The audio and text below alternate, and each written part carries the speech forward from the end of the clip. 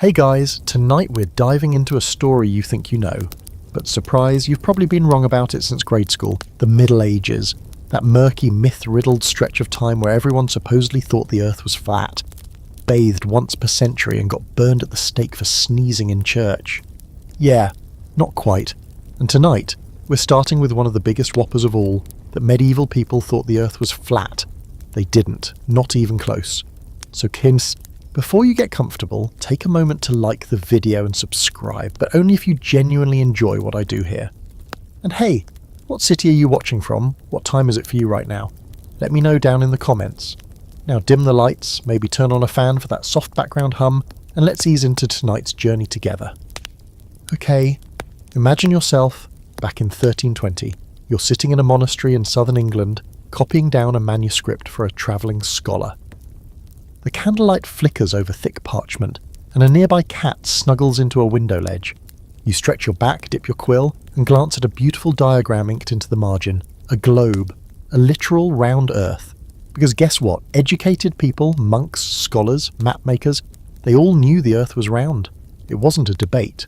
It was, as they would say, common sense. The whole people thought the earth was flat until Columbus sailed the ocean blue myth. That's a 19th century invention.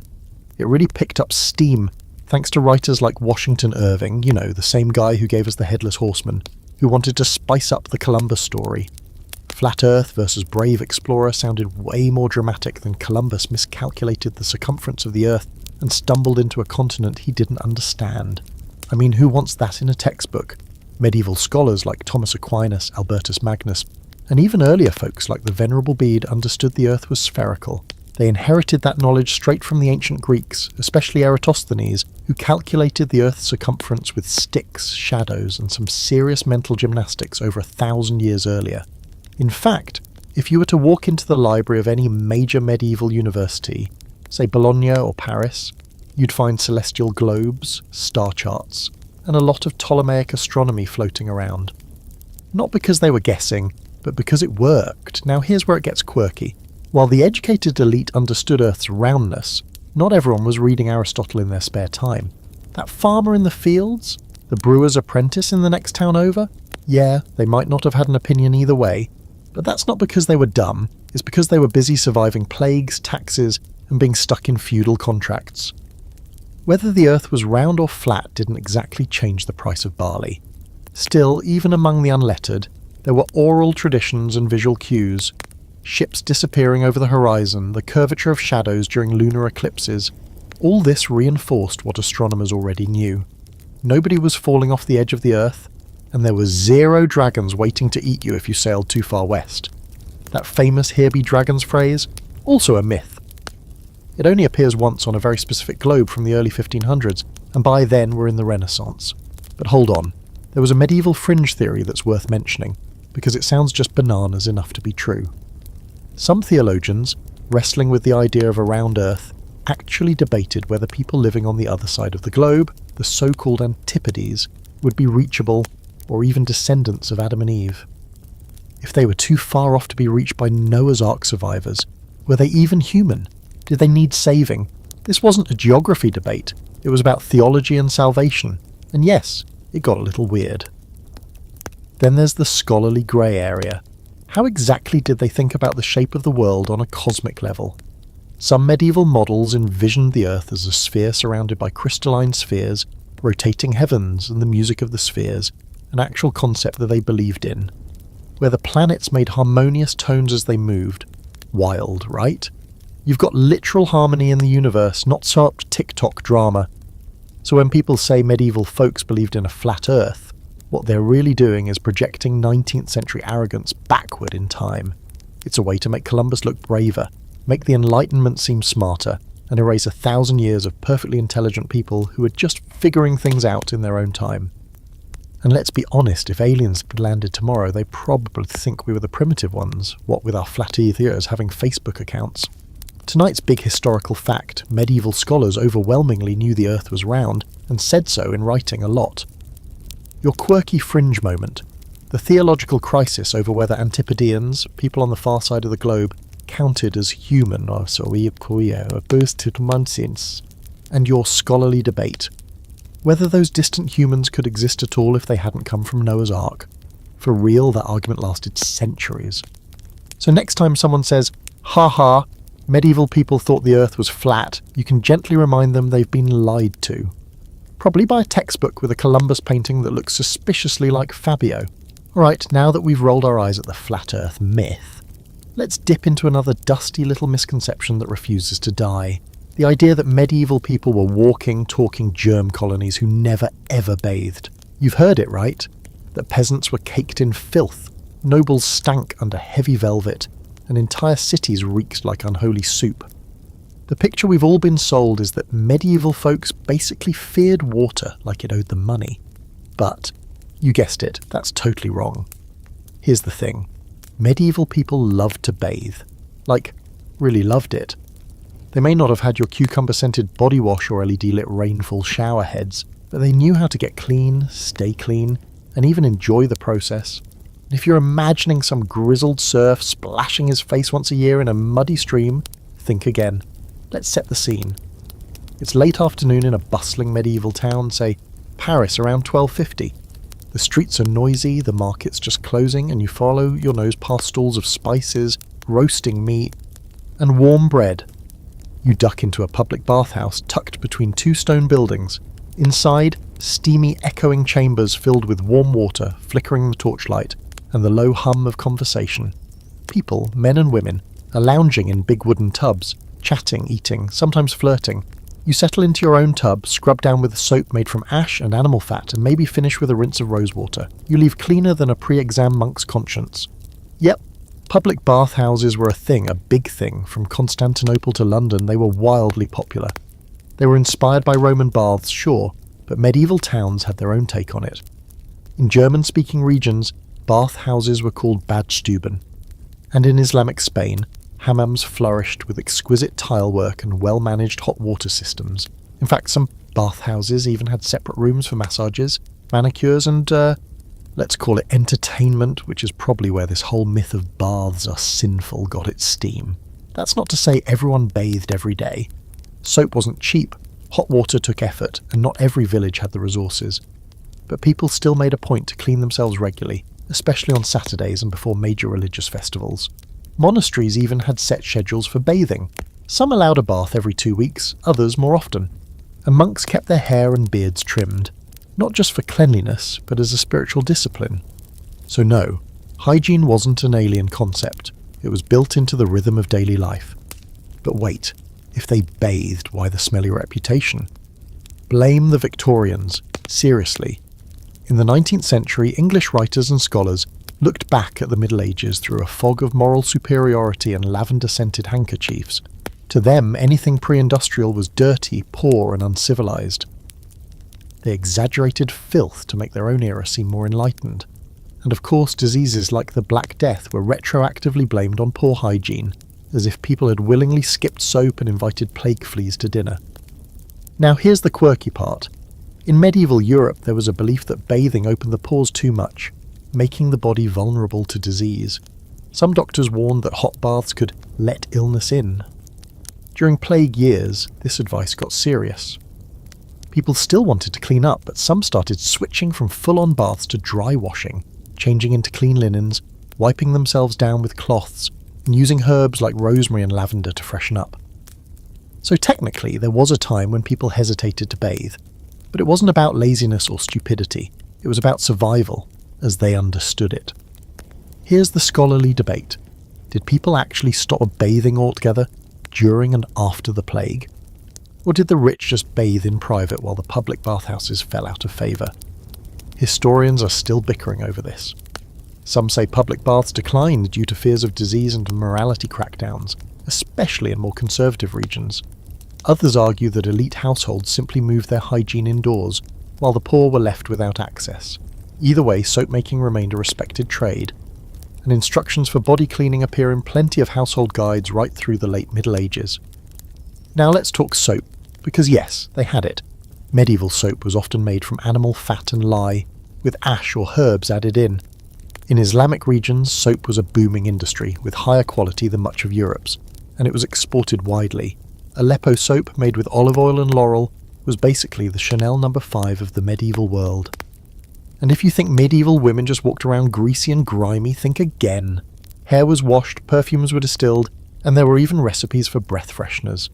Cleanliness wasn't just a preference, it was tied to morality, respectability, and sometimes even erotic appeal. You're not going to find a medieval influence filming their get-ready-with-me bathhouse routine, but you'd find poetry and courtly tales where washing before meeting a lover was expected. Nobody wanted to woo a lady while reeking like goat cheese and desperation. And knights? Those guys were sweating into steel all day. You bet they scrubbed down before entering polite company, or at least before crashing that noble feast. Let's clear the record then. Medieval people were not gross little dirt goblins. They were just as concerned with staying fresh as anyone else. They had access to soaps, scents, bathhouses, and routines that may not meet our standards but were a far cry from the stinkfest we're told about in school. Your hard fact for tonight.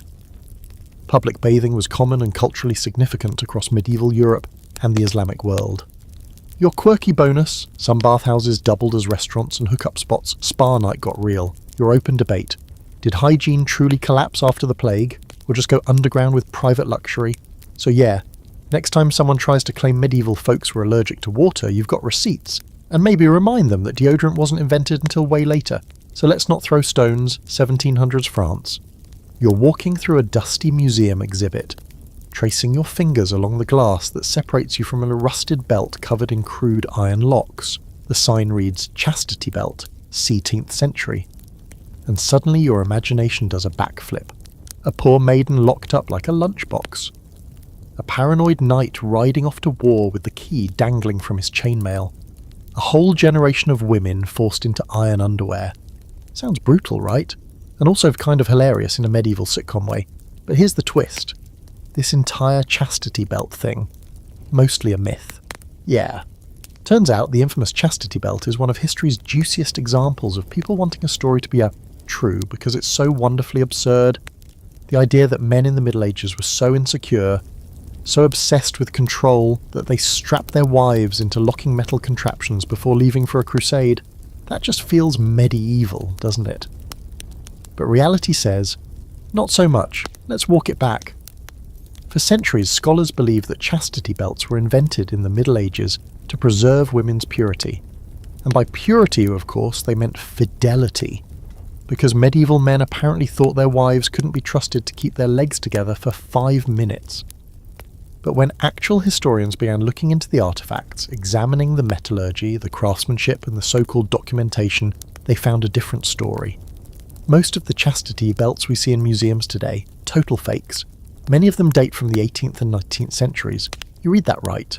They were either created as curiosities meant to shock and amuse, or were the result of Victorian moral panic. Some were outright jokes. Satirical drawings from the Renaissance show chastity belts with keys the size of a door lock or designed so impractical they'd make movement or urination basically impossible. Others were built centuries later as part of bizarre displays for travelling circuses or museums of torture. And unfortunately, a lot of these props got mislabeled or deliberately passed off as real medieval artifacts. By the time the 20th century rolled around, the myth was so juicy, so enwrenched, that even textbooks couldn't resist. But here's where it gets weird. While chastity belts as physical devices probably didn't exist in medieval Europe the way we picture them, the idea of controlling female sexuality, that was very real. Women were often expected to be loyal, modest, and marriage-ready. Virginity was a currency, especially among the upper classes, where land, wealth, and alliances hung on the sexual reputation of daughters. So no, nobody was handing out padlocked panties, but the surveillance was there, in the form of chaperones, convents, court gossip, and occasionally cloistering. In fact, the earliest known mention of a chastity belt in literature comes from a 15th century Italian satire that clearly mocks the idea. It's played for laughs, not as something anyone actually did. And yes, some upper-class women may have worn protective undergarments while travelling alone, but more for defence against assault than for enforcing fidelity. You wouldn't call a modern travel-safe fanny pack a trust belt, right? Here's the fringe fact for this section. There was a real medieval device known as the braguette, a kind of armoured codpiece for men. Originally designed to protect sensitive areas in battle, it later evolved into a bizarre fashion statement, with some reaching let's say comical proportions. Imagine strutting into court with a steel bulge bigger than your actual helmet.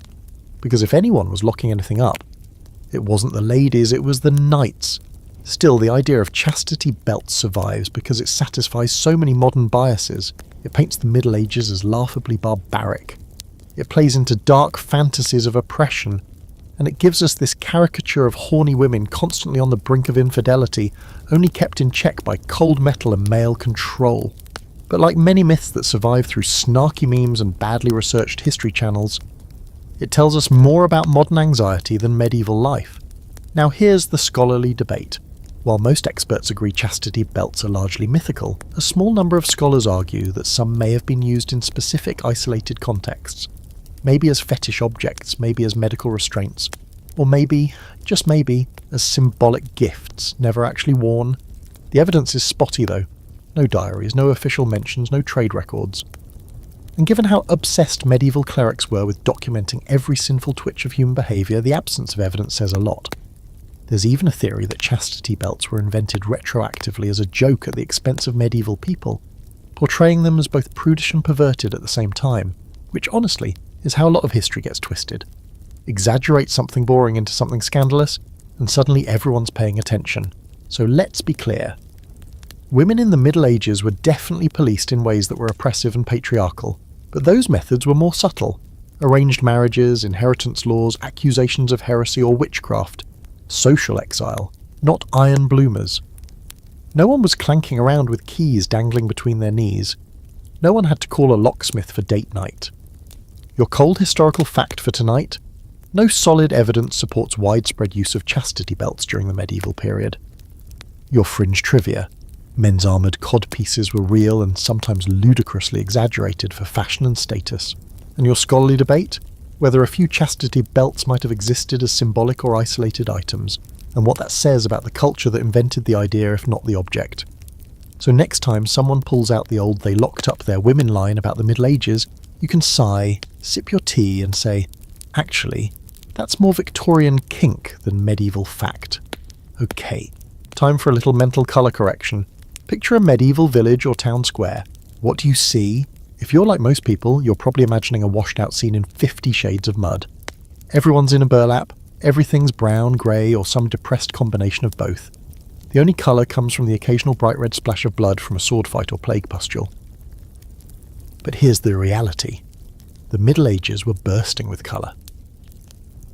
Medieval people didn't just like colour, they were obsessed with it. Your image of drab, dirt-stained peasants is mostly a modern invention, brought to you by bad movie lighting and lazy costume design. Let's get one thing straight.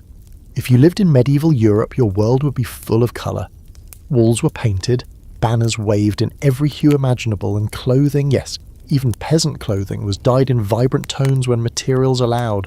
Rich blues, bright yellows, deep reds, and lush greens were everywhere, especially during festivals or feast days.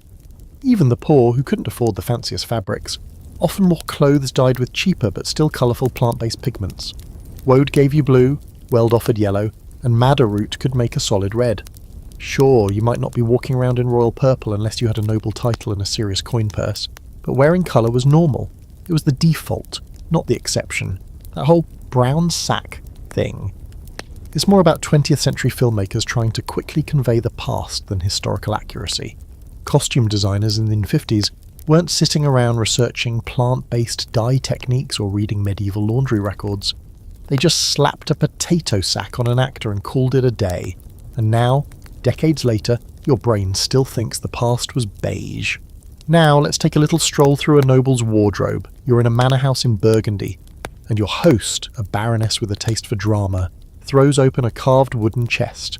Inside, silk imported from Byzantium, deep blue robes dyed with lapis lazuli, which, by the way, was more expensive than gold, a cloak lined with fur, and embroidered dresses with literal gold thread. Colour was a status symbol, and the brighter and more intense the hue, the more wealth it implied. That's why sumptuary laws were a thing, rules designed to restrict who could wear what colours or fabrics based on class. Yeah, that's right. Fashion policing is older than TikTok. But it wasn't just the nobles showing off. Even working class people used colour to express themselves. Sure, their dye choices were more limited, and their fabrics coarser, mostly wool or linen, but they still had pops of vibrancy, a green tunic for market day, a red hood for warmth, a bright belt or hat to stand out during a festival. People didn't wear the same outfit every day either.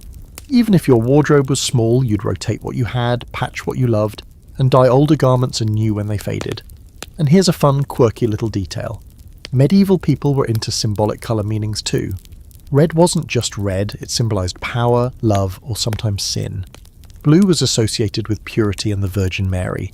Green could mean fertility or youth, but too much green, that was suspicious, like suspiciously pagan. And black, interestingly enough, wasn't always about mourning. It could represent elegance, gravity, or scholarly pursuits. Basically, your outfit was your Instagram caption. One of the most vibrant pieces of evidence we have about medieval love of colour? Illuminated manuscripts. These books weren't just about the text, they were mini explosions of art. Margins crammed with jewel-toned vines, flowers, birds, and often the occasional naked guy fighting a snail, don't ask. The paints used in these books came from crushed gemstones, rare minerals, and exotic trade goods. That monk hunched over a desk wasn't just copying scripture, he was mixing colours like a Renaissance Bob Ross. And that brings us to a little scholarly rabbit hole. Were the colours of medieval life really that bright? Or have they just survived better in art? Some historians argue that fabric dyes faded fast in the sun and through washing, so people looked more muted and day to day. Others push back, pointing to surviving garments that still show vivid colours centuries later. The truth is probably in the middle. Life wasn't a cartoon, but it definitely wasn't the Dust Bowl we've been led to believe. Here's something else to chew on. City festivals, religious processions and tournaments were full-on colour riots. Imagine a May Day celebration with streamers, painted wagons, dancers in garlands and dyed cloth fluttering from every rooftop. Or a cathedral interior, not the cold grey stone you see today, but walls and ceilings painted in bold patterns and saintly scenes. Yup, most medieval churches were painted inside and out. That soft, faded Gothic stone, that's the naked, weather-worn version. In its heyday, it looked like someone handed a toddler a paint set and just let them go wild in the holiest way. So why does the myth of medieval drabness persist? Partly because many buildings and garments haven't survived in their original form. Textiles rot, dyes fade, paint peels. What we're left with are ruins, skeletons of colour, and a lot of black and white woodcuts from the early printing days. It's like watching a Technicolor movie in grayscale and assuming that's how it was filmed. Tonight's historical fact: medieval clothing and art were richly colourful across all classes, and colour was used deliberately and symbolically. Your quirky side note? Medieval monks made paints from lapis lazuli, bugs, and even snail shells to decorate their manuscripts. And your open scholarly debate: were the Middle Ages visually vivid day to day, or was the colour mostly for special occasions and sacred spaces? So next time someone says the past was brown and boring, you can shake your head and say, nah, they were living in full colour before it was cool, just without the filters. Let's slide into another classic myth with the subtlety of a bard with a hangover. That the Middle Ages were one long, uninterrupted slump called the Dark Ages. Like pitch black. Bureaucrats, no science, no literacy, just 1,000 years of plague, pitchforks, and peasant grunting. Sounds dramatic, right? Conveniently terrible. But here's the truth. The Dark Ages weren't dark, not like that. They were complex, colourful, see last section, and full of innovation. The idea that the lights just went out for a millennium, that's a narrative built by people who desperately wanted to believe the Renaissance invented everything from scratch. Spoiler, it didn't. So where does the term Dark Ages even come from? It was cooked up by Renaissance scholars who thought they were the main characters of history. These guys, your Petrarchs and your Da Vinci fanboys, looked back at ancient Rome, saw all the glorious temples, togas, and clever Latin phrases, then looked at the ruins around them and went, yikes, must have been a mess back there. So they slapped the label dark on the previous batteries to make their own era seem like a glorious rebirth. That's some top-tier historical marketing. But the real medieval period, from roughly the 5th to the 15th century, wasn't a cultural void. It was more like a messy teenage phase. Awkward, yes, but also full of growth. New languages formed. New political systems emerged. Architecture transformed from Roman leftovers to soaring Gothic cathedrals that still leave tourists slack-jawed today. Ever seen Notre Dame in Paris or the Duomo in Florence? That's medieval work. Baby, not some post-Roman afterthought. Let's talk science for a second. The Middle Ages gave us universities, eyeglasses, mechanical clocks, and windmills. People were studying astronomy, medicine, algebra, and philosophy. The Islamic Golden Age, overlapping with the European Middle Ages, produced genius scholars like Avicenna and Alhazen, whose medical texts and optical theories made their way to European scholars and got used for centuries. The fact that we even have Aristotle's writings today, that's thanks to medieval Arab translators and Christian monks scribbling away in candlelit libraries. And literacy, while sure, not everyone could read, same as now, depressingly, monasteries, cathedral schools, and eventually universities were churning out educated folks like it was a second job. By the 12th century, you could walk into Paris and find debates about metaphysics, grammar, and theology happening over wine and bread. Real barstool philosophy. The stereotype of the toothless, illiterate serf drooling on a rock. Total caricature. Here's a strange little fact for you. During this dark time, people were experimenting with flying machines. Yeah, in 875 CE, a man in Cordoba named Abbas ibn Firnas supposedly strapped on a set of wings and jumped off a hill. He survived, kind of. It wasn't graceful, and the landing was less bird of prey and more falling goat, but still, someone tried. Aviation, Middle Ages style. Not exactly the narrative you'd expect from an era known for alleged scientific dormancy. Now, to be fair, there were periods of collapse. When Rome fell in the west, infrastructure did crumble in places. Cities shrank, trade slowed. And yes, there were times when literacy dipped, especially outside monastic centres. But calling that entire millennium dark is like saying your whole day is ruined, hey, because you spilled your coffee at 7 a.m. Civilizations don't stop existing just because they're not currently inventing smartphones. Here's where the scholarly debate gets heated. Some historians want to scrap the term Dark Ages entirely, arguing that it's loaded, Eurocentric, and wildly inaccurate. Others argue we can still use it carefully to describe specific regions or time periods where cultural or economic regression actually did occur, like the very early medieval period in some parts of Western Europe. But nobody worth listening to is still out here calling the entire medieval era a historical void. It's just not true. Want to know something even more ironic? The Renaissance folks who mocked the Middle Ages for being backward were themselves using medieval knowledge to fuel their so-called rebirth. They copied medieval manuscript techniques. They relied on medieval translations. And some of the most important Renaissance thinkers, like Thomas More or Erasmus, were educated in institutions that had been running since the 11th or 12th century. That's like pretending you invented electricity while standing in Edison's workshop. And let's not forget about art. Sure, medieval paintings might look a bit wonky to modern eyes. Floating babies with grown men faces, strange proportions, a lot of intense halos. But those works were part of a visual language built on symbolism, not realism. They weren't trying to recreate what you saw, they were creating an emotional or spiritual world. It was only later that people got obsessed with vanishing points and perfect shading. And even then, those techniques were slowly evolving out of the work done by medieval artists, experimenting with depth and light. So why does the myth stick around? Because it's neat. It divides history into tidy little chapters. Antiquity, then a big dumb pause, then a glorious Renaissance. It flatters modern sensibilities and gives us a simple hero's journey arc for humanity. But real history is tangled. Progress doesn't move in straight lines, and sometimes it happens in dimly lit scriptoriums, not shiny marble halls. Tonight's historical fact: the Middle Ages were full of intellectual, scientific and artistic progress, not a 1,000-year brain freeze. Your quirky gem? A medieval man in 9th century Spain tried to fly using homemade wings. It went about as well as you'd expect. And your scholarly debate, should we retire the phrase Dark Ages entirely? Or can it still be useful when carefully applied? So no, the Middle Ages weren't dark. They were shadowed, layered, occasionally chaotic, but never lifeless. If anything, they were just a little misunderstood, like every good protagonist in a coming-of-age movie. Let's tackle another medieval misconception that refuses to die, probably because it fits so nicely into modern clickbait. The average medieval person only lived to 30. Boom, brutal, and game over by your third grey hair. It's a favourite stat for shocking middle schoolers and convincing people the past was nothing but pain, disease and funerals. But just like that people thought the Earth was flat thing, this one's misleading to the point of being useless. So tonight, we're putting that myth in the ground, gently, respectfully, and definitely not at age 29. So here's what's actually going on. When you hear average life expectancy was 30, you're hearing a statistical average, not a cap on how long people lived. That number is dragged dramatically downward by one huge factor: infant and child mortality.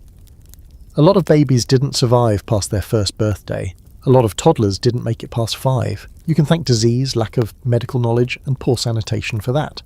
And if you were a woman giving birth, you rolled the dice every single time. Pregnancy was not exactly a wellness journey in the 1300s. But here's the twist. If you made it through those treacherous early years, you had a solid shot at living into your 50s, 60s, or even beyond. Especially if you were reasonably well fed, avoided plagues, and didn't get caught in the wrong end of a baron's tantrum. There are countless records of people living long, productive lives. Nobles, monks, farmers, merchants.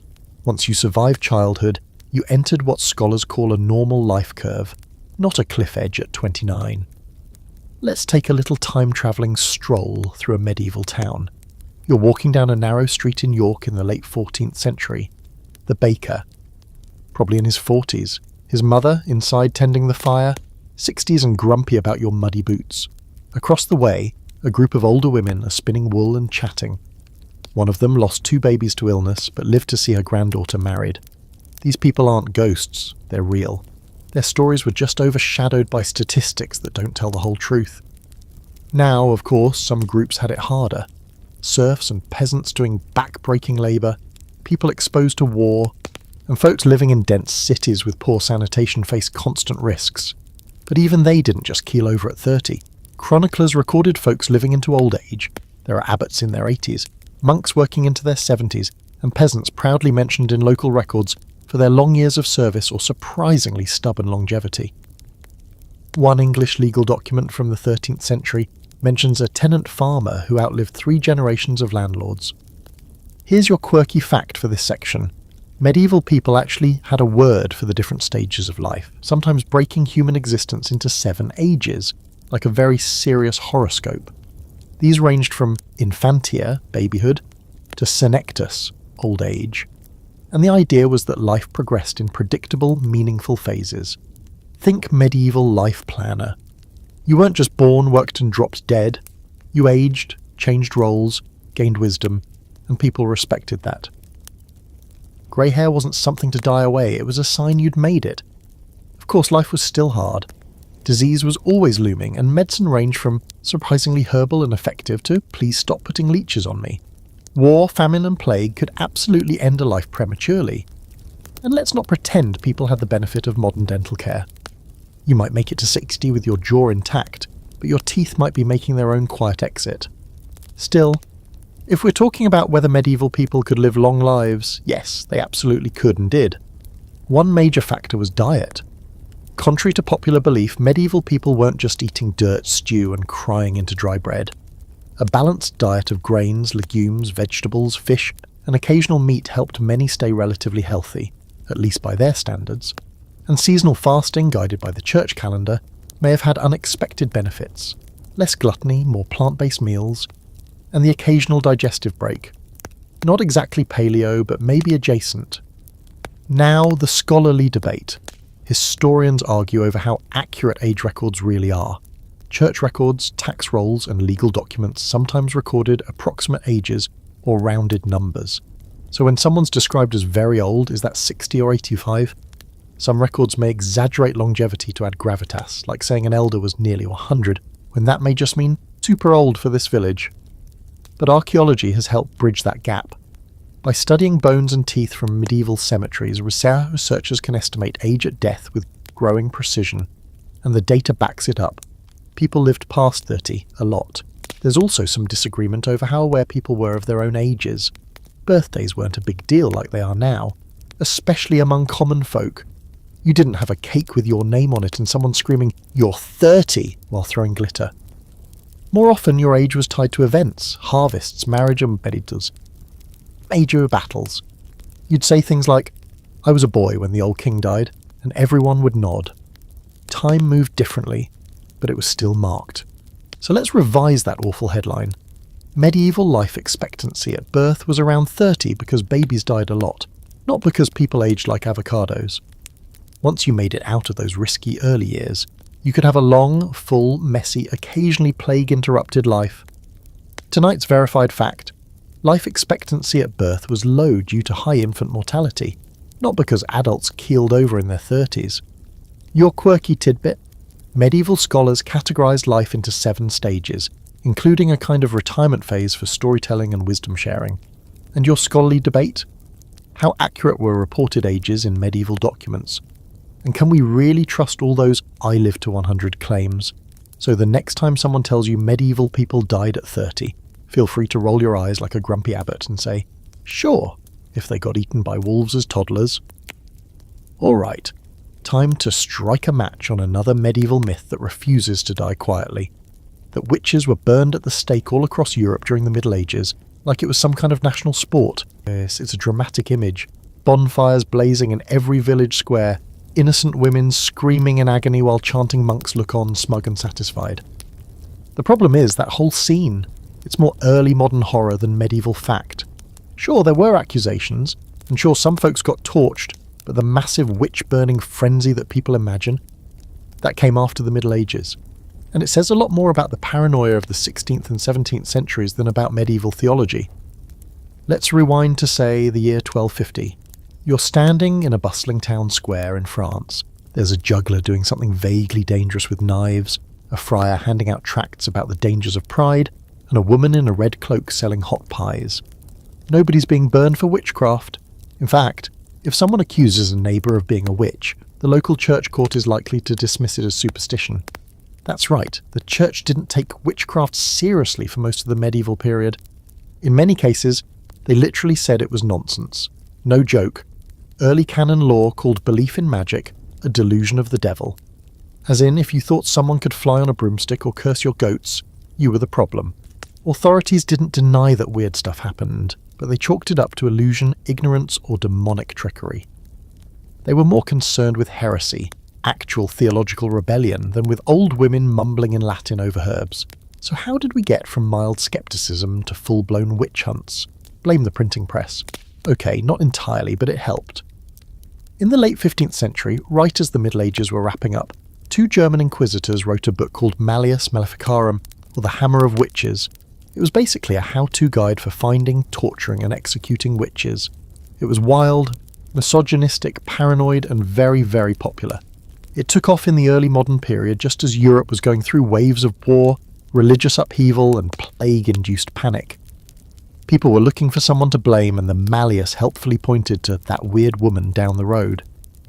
The real witch-burning craze took place between the 15th and 18th centuries after the medieval era ended. Germany, Switzerland, and parts of France saw some of the worst. And just to make things more confusing, it wasn't just the church driving the hunts. Secular courts were often just as involved, and sometimes even more brutal. In Protestant areas, accusations flew just as freely as in Catholic ones. So this wasn't about medieval theology. It was about mass hysteria mixed with deeply entrenched sexism. Now here's an unquirky wrinkle. During the High Middle Ages, people were way more likely to accuse you of being a heretic than a witch. If you said the wrong thing about the nature of Christ or denied a church doctrine, trouble. But stirring a potion to ease your neighbour's cough? That was often just called healing. Wise women, midwives, herbalists, they weren't automatically seen as evil. They were often trusted members of their communities. Superstition, yes, but not witch panic. Also, burning wasn't even the default punishment. When heresy or sorcery was punished during the medieval period, the methods varied. Hanging, banishment, penance, these were more common. Burning was usually reserved for major theological crimes or symbolic executions. And even then, it wasn't a constant thing. There were decades, even whole centuries, where barely anyone was executed for anything resembling witchcraft. Here's where the scholarly debate gets interesting. Some historians argue that the seeds of the witch craze were planted in the late Middle Ages, even if the bonfires hadn't started yet. They point to shifting attitudes in the church, growing obsession with demonic pacts, and a slowly developing suspicion of female healers. It's a bit like watching a thunderstorm build. There are early rumbles, but the real lightning show doesn't hit until later. Others argue that the Middle Ages actually served as a stabilising force, with the Church's sceptical stance preventing mass hysteria for centuries. Then once that stance loosened in the early modern era, all bets were off. Now for tonight's strange but true moment. There's documented evidence that some accused witches defended themselves in court by saying they didn't work with demons, they just used knowledge passed down through generations, and sometimes that actually worked. Local judges or clergy would shrug and decide, "Alright, fine, keep your herbs, just don't talk about flying pigs or making love potions for all married men." Justice was inconsistent, but it wasn't automatically a death sentence. We also can't ignore how gender played into this. Women, especially older, single or widowed women, were disproportionately targeted during the later witch hunts. But again, during most of the medieval period, these women weren't running from torch-wielding mobs. They were often sought out for their skills. There was fear, yes, but also respect. The idea of the village witch as a scapegoat really gains momentum much later. So let's be clear, the Middle Ages weren't free of violence, superstition or misogyny. But the classic image of endless witch burning? That's revisionist theatre. It makes for dramatic stories but erases the nuance of an era that was more sceptical and layered than we give it credit for. Tonight's historical fact: the large-scale witch hunts and burnings mostly occurred after the medieval period in the early modern era. Your fringe nugget. The Malleus Maleficarum, basically a witch-hunting manual, was published in 1487, right at the end of the Middle Ages, and the scholarly debate: did late medieval shifts in theology and superstition lay the groundwork for later witch hunts? Or was the medieval church actually a moderating influence? So the next time someone invokes the Middle Ages like it was one big haunted bonfire, just lean back, raise an eyebrow and say, "You're about 200 years too early, my friend." Let's clear out the spice cabinet and take a big whiff of another half-baked myth: that medieval food was bland, boring and basically punishment for having taste buds. You know the story: gruel for breakfast, mystery meat for lunch, and more gruel for dinner. No flavour, no variety, and absolutely no spices, because, well, apparently everyone before the Renaissance was too busy dying young to bother with seasoning. But here's the thing, that's total nonsense. Not only was medieval food not bland, it was shockingly flavourful, sometimes intensely spiced, and brace yourself, it would probably blow your modern palate sideways. Picture this. You're seated at a long wooden table in a 14th century noble household. The tapestries are pulled tight against the chill, and the smells wafting from the kitchen are complex, spicy and rich. Cooks are busy preparing roasted game birds with sauces made from wine, vinegar, cinnamon, ginger and saffron. There's stewed fruit with cloves and nutmeg. There's fish delicately poached in almond milk. This isn't a survival menu. This is high art on a plate. Let's be real, medieval cooks were obsessed with spices. They didn't just use them, they flaunted them. Cinnamon, cloves, nutmeg, black pepper, ginger, galangal, long pepper, even grains of paradise, which sounds like something from a fantasy game but was very real and very spicy. These ingredients were imported from Asia and Africa and cost a small fortune, so to pile them onto a roast or a pie wasn't just about flavour, it was vexing. Spicing your food in medieval Europe was like driving a gold-plated chariot through your dinner party. You didn't use spices because you had to, you used them because you could. Now, before you accuse medieval people of using spices to cover up the taste of rotten meat, that's another stubborn myth that needs to be yeeted into the moat. Meat was expensive, no one was letting it rot and then trying to salvage it with a few sprinkles of cinnamon. Not only would that be disgusting, it would be incredibly inefficient and dangerous. People had salting, smoking, drying and pickling techniques to preserve food. Spices were for flavour, not food CPR. Even peasants, while not swimming in saffron, had flavourful diets. A typical meal for a commoner might include hearty pottage, a thick stew of grains, vegetables, and sometimes a bit of meat or fish. Herbs like parsley, sage, thyme and dill were common. Garlic and onions were everywhere. People baked their own bread, often sourdough-like loaves, churned their own butter, and brewed their own ale. And no, they weren't just eating grey sludge. A well-made pottage with leeks, carrots, barley, and a dash of garden herbs could be absolutely delicious. And let's talk about sauces. Oh boy, medieval folks loved a sauce. Sauces made from wine, vinegar, fruit puree, breadcrumbs, and, you guessed it, spices. A noble's banquet might include roasted swan with a sharp, acidic black pepper sauce or rabbit in a sweet and sour plum concoction. These flavour profiles were complex and unexpected, often balancing sweet with savoury, sour with spicy. If you're thinking, wait, that sounds kind of like modern Asian cuisine, you're not wrong. The palate was more globally influenced than you'd expect. Here's something quirky. There were entire cookbooks in the Middle Ages, real ones. The form of curry, compiled by the cooks of King Richard II in the 14th century, includes recipes for elaborate dishes that wouldn't be out of place in a five-star restaurant. If you could get past the occasional peacock served with its own feathers reattached for flair. That's not a joke. Presentation mattered. Food was theatrical. Sometimes dishes were dyed with saffron or beetroot for dramatic colour, or layered in gold leaf just because. And yes, people did eat peacocks, swans and porpoises if they were rich and wanted to impress.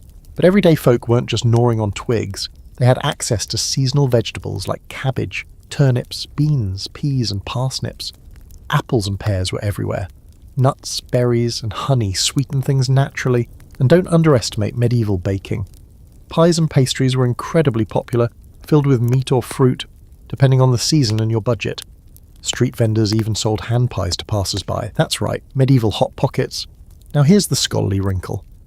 While medieval recipes were full of flavour, many of the surviving cookbooks were aimed at the upper classes, so some historians argue that our picture of medieval cuisine is skewed toward luxury. Peasant diets were certainly simpler, more grain-heavy, and sometimes repetitive. But that doesn't mean they were flavourless. Foraging, home gardens, community ovens, and local knowledge made even humble food satisfying. And don't forget, taste is cultural. A peasant stew might taste boring to you, but comforting and complex to them. Plus, they had ale to wash it down. Want a truly fringe moment? In some places, cooks used edible ink to stamp designs onto food. They'd use little hand-carved stamps to press patterns onto pastry or bread before baking. It wasn't just about calories, it was about beauty. These people were into edible aesthetics long before Instagram made it mandatory. Another fun twist. Medieval fasting days, which happened a lot, didn't mean bland food. They just meant no meat or dairy. So people got creative with fish, almond milk, oil-based sauces, and fake meats made from crushed nuts or legumes. Medieval Lent was basically an episode of Chopped. You have no cheese, no meat, and 47 eels. Go. So no, medieval food wasn't a punishment. It was flavourful, dynamic, often experimental, and occasionally extra to the point of absurdity. If anything, the real crime is that we've turned that legacy into a sad beige porridge joke. Tonight's historical fact: medieval cuisine used a wide variety of spices and flavour combinations, especially among the upper classes. Your quirky moment? Some medieval cooks used stamps and edible ink to decorate food, proto-foodie art, and the scholarly debate. Are our perceptions of medieval flavour based too heavily on elite cookbooks, or does enough evidence support a broader, spiced-up picture? So next time someone calls medieval food bland, ask them when they last cooked, with grains of paradise and saffron. Then offer them some eel pie. See how committed they are to history. Now let's suit up, literally, and talk about one of the most over-glorified, over-sanitized, and often completely misunderstood figures of the medieval world, the knight. You know the image: gleaming armour, pure heart, chiseled jaw, defender of the helpless, slayer of dragons, upholder of chivalry and virtue.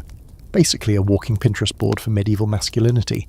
But peel back the layers of plate armour and you'll find something a little more complicated, and often a lot more gross. Because the truth is, knights weren't always noble. Sometimes they were glorified thugs with a taste for violence, a questionable grasp on morality, and a tendency to cause more problems than they solved. Let's start with the basics. Being a knight in the Middle Ages wasn't just about being brave, it was a job, a military profession. And for much of the period, knights were more like freelance war contractors than noble paragons.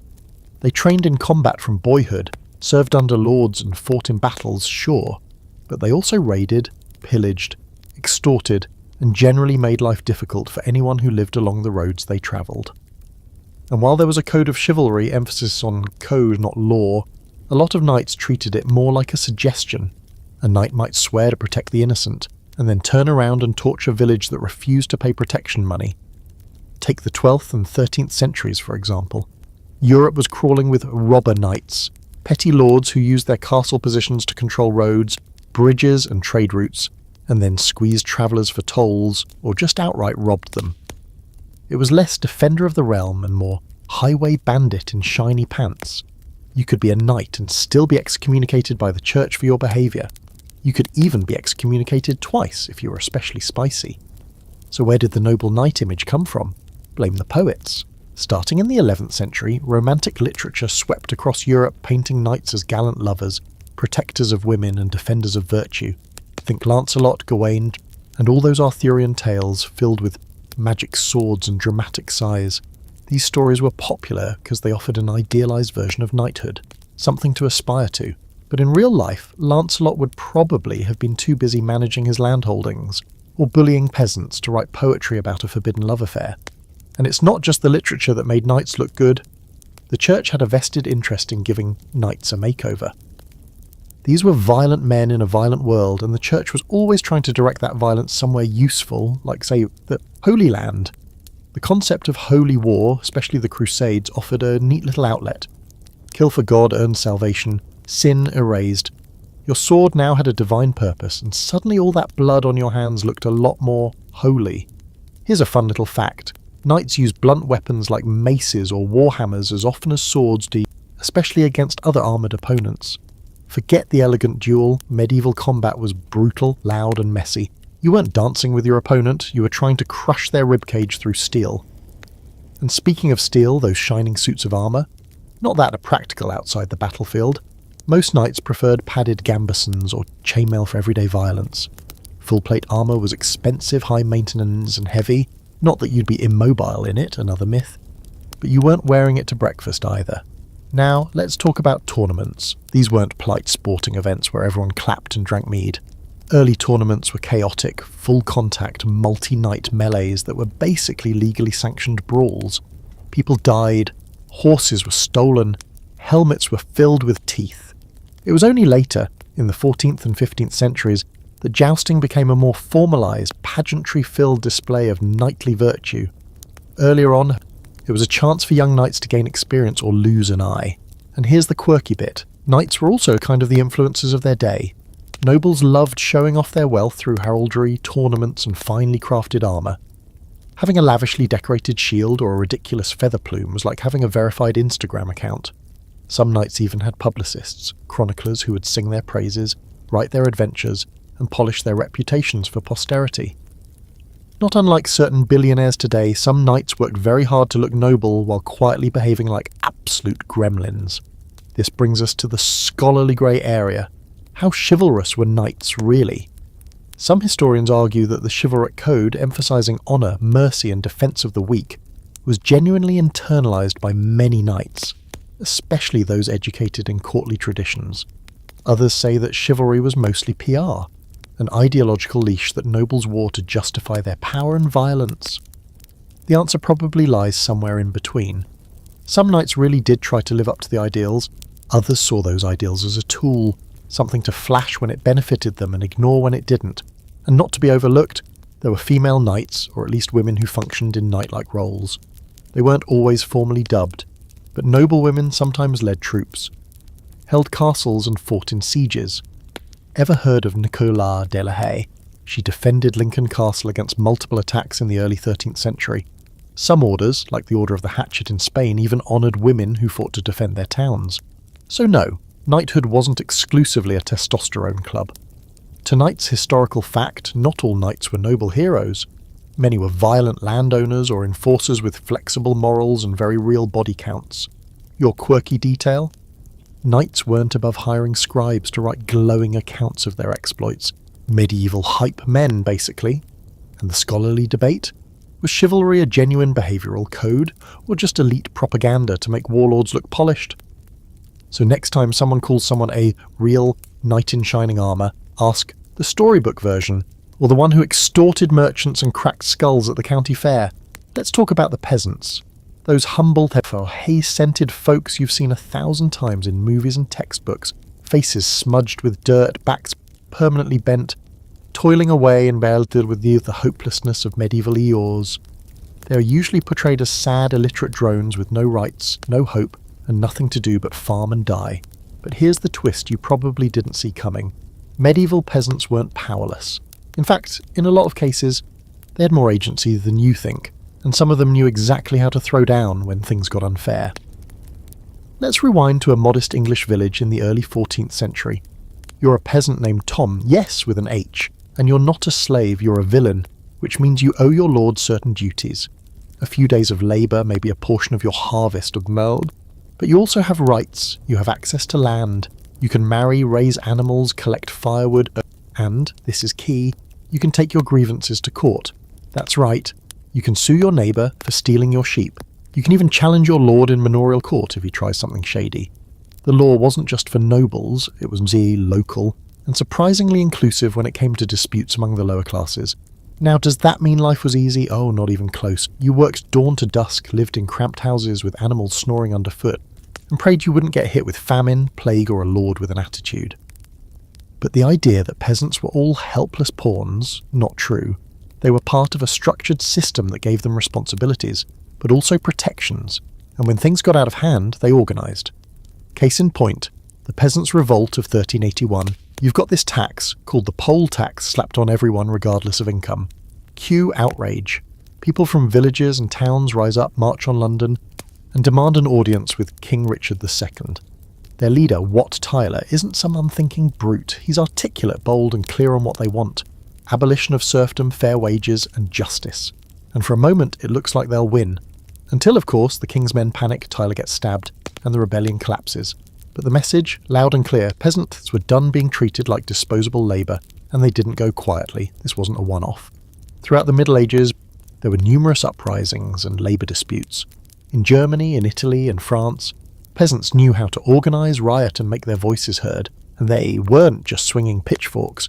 They had political demands, grievances, and a desire to shape their own lives. Sound familiar? It's the medieval version of a union strike, just with more wool cloaks and fewer hashtags. Here's your quirky fact for the night. Peasants sometimes formed communes, not the modern kind with kombucha and drum circles, but legal associations that gave them collective bargaining power. Towns would swear mutual oaths of defence and self-governance. They'd form militias. Some even negotiated charters from their lords that granted them semi-autonomy. In other words, medieval peasants had their own version of local government. You didn't need a castle to play the politics game. And speaking of politics, some peasants became wealthy. Yep, social mobility. Another thing people assumed didn't exist in the Middle Ages. But it did, albeit slowly and unevenly.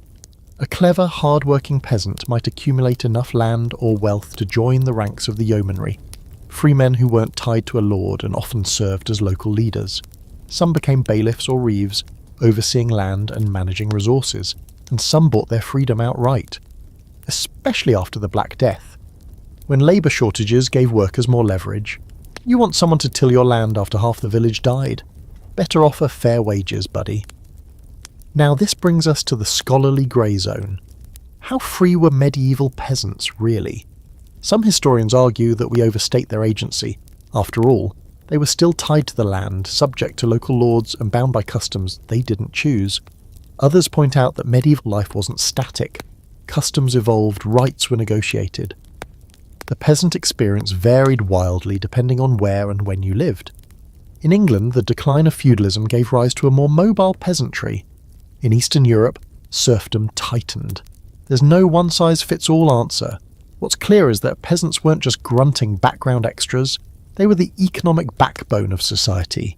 Growing the food, raising the animals, building the towns, and they weren't passive. They complained, they bargained, they took each other to court, formed alliances, and occasionally told their lords where to stick it. Not bad for a group history textbooks usually reduced to dirty people with hoes. Also fun detail, peasants had festivals, lots of them. Religious feasts, saints' days, harvest celebrations, excuses to take a break, drink, dance, and wear flowers in your hair. Life wasn't one long-suffering montage. It had rhythms, joys, social bonds. People sang songs, told stories, gossiped, flirted, and got very drunk on homemade ale. And for a few days every year, the whole village might stop working to parade a goat around wearing ribbons. You haven't lived until you've seen a medieval goat in a hat. Tonight's hard fact: medieval peasants had legal rights, social structures, and sometimes even political power. They weren't just passive labourers. Your quirky insight: Peasant communes were real, and some organised local self-rule, complete with town militias and negotiated charters, and the scholarly debate.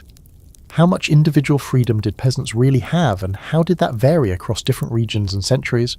So next time someone calls you a peasant, like it's an insult, just remind them, medieval peasants sued people, ran local governments, and occasionally overthrew tax systems. What have you done today? Let's dim the torchlight and wander into the winding halls of medieval spirituality, where the biggest myth of all still echoes like Gregorian chant through stone cloisters, that everyone in the Middle Ages was a strict, unquestioning Christian, and the whole continent moved in lockstep under one holy worldview. Church on Sunday, no questions asked. All belief, no doubt. Just endless piety, rosaries, and fear of eternal hellfire. But as you're probably expecting by now, that's way too simple. Yes, Christianity was a dominant force, but medieval belief was far more complex, occasionally very weird, and sometimes downright heretical. So here's the setup. The Catholic Church was the spiritual and political heavyweight of the era. From Rome to rural England, its influence was vast.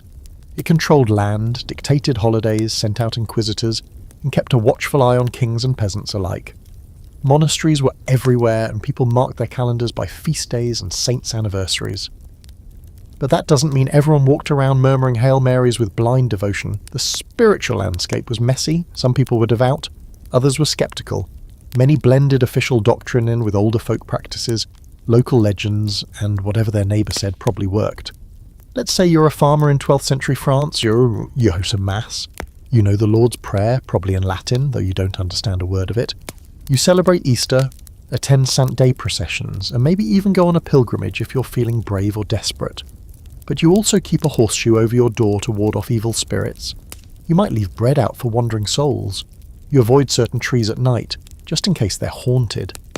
If your cow gets sick, you pray to St. Blaise, but also ask the old woman down the road to burn some herbs and chant something ancient under her breath. And none of this seems contradictory to you. It's just belief. Layered, local, and completely alive. The line between Christian and not Christian enough was often blurry. The church did try to crack down on superstitions, pagan holdovers, and weird local customs, but they didn't have the internet, surveillance drones, or even standardized sermons. They sent out travelling preachers, issued decrees, and occasionally condemned entire regions for being too heretical. But enforcement was patchy. A bishop might preach against fertility rituals one day, then quietly attend the village feast the next, wine in hand, pretending not to notice the phallic-shaped bread being paraded through town. Now let's talk about heresy, because this is where things get spicy. Heresies in the Middle Ages weren't just theological missteps, they were full-on alternative belief systems. The Cathars in southern France, for example, believed the physical world was evil, denied the authority of the Catholic Church, and had their own clergy. They were so committed to their dualistic worldview that they rejected material possessions, meat, sex, and the idea of a vengeful God. The Church didn't just dislike them, it launched a literal crusade against them. The Albigensian Crusade wiped out entire towns, often with the infamous battle cry, "Kill them all, God will know his own." Not exactly your Sunday school lesson. And then there were the Waldensians, who preached poverty, questioned clerical authority, and spread scripture in the local language, centuries before the Protestant Reformation. For this they were excommunicated and persecuted. But here's the twist. These groups weren't fringe because nobody believed them. They were fringe because the church feared how many people did. When heresies caught on, they did so because they spoke to real grievances, corruption in the church, political oppression, or spiritual hunger that wasn't being met by standard sermons. Meanwhile, Jewish communities lived throughout medieval Europe, often in segregated quarters, but still vital to local economies and culture. Contrary to popular belief, Jews weren't just oppressed from day one. There were times of relative peace and even cooperation. Jewish scholars translated texts, served as physicians, and held respected positions. But inevitably, prejudice, scapegoating, and violence followed. Forced conversions, expulsions, and massacres, especially during the Crusades and the Black Death, left deep scars. Still, Judaism persisted, underground or in exile, a quiet thread through the Christian tapestry. And here's a bizarre little footnote. Some medieval Christians believed in green men, forest spirits carved into churches, representing fertility and rebirth. Others swore by dragons, unicorns, and miraculous relics that bled or glowed in the dark.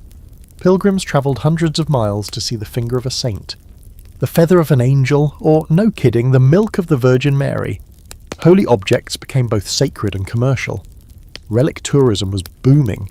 You could buy forgiveness in indulgences, earn it on pilgrimage, or just hope that rubbing a bone in a dusty chapel would shave a few centuries off your purgatory sentence. The scholarly debate here is a fascinating one.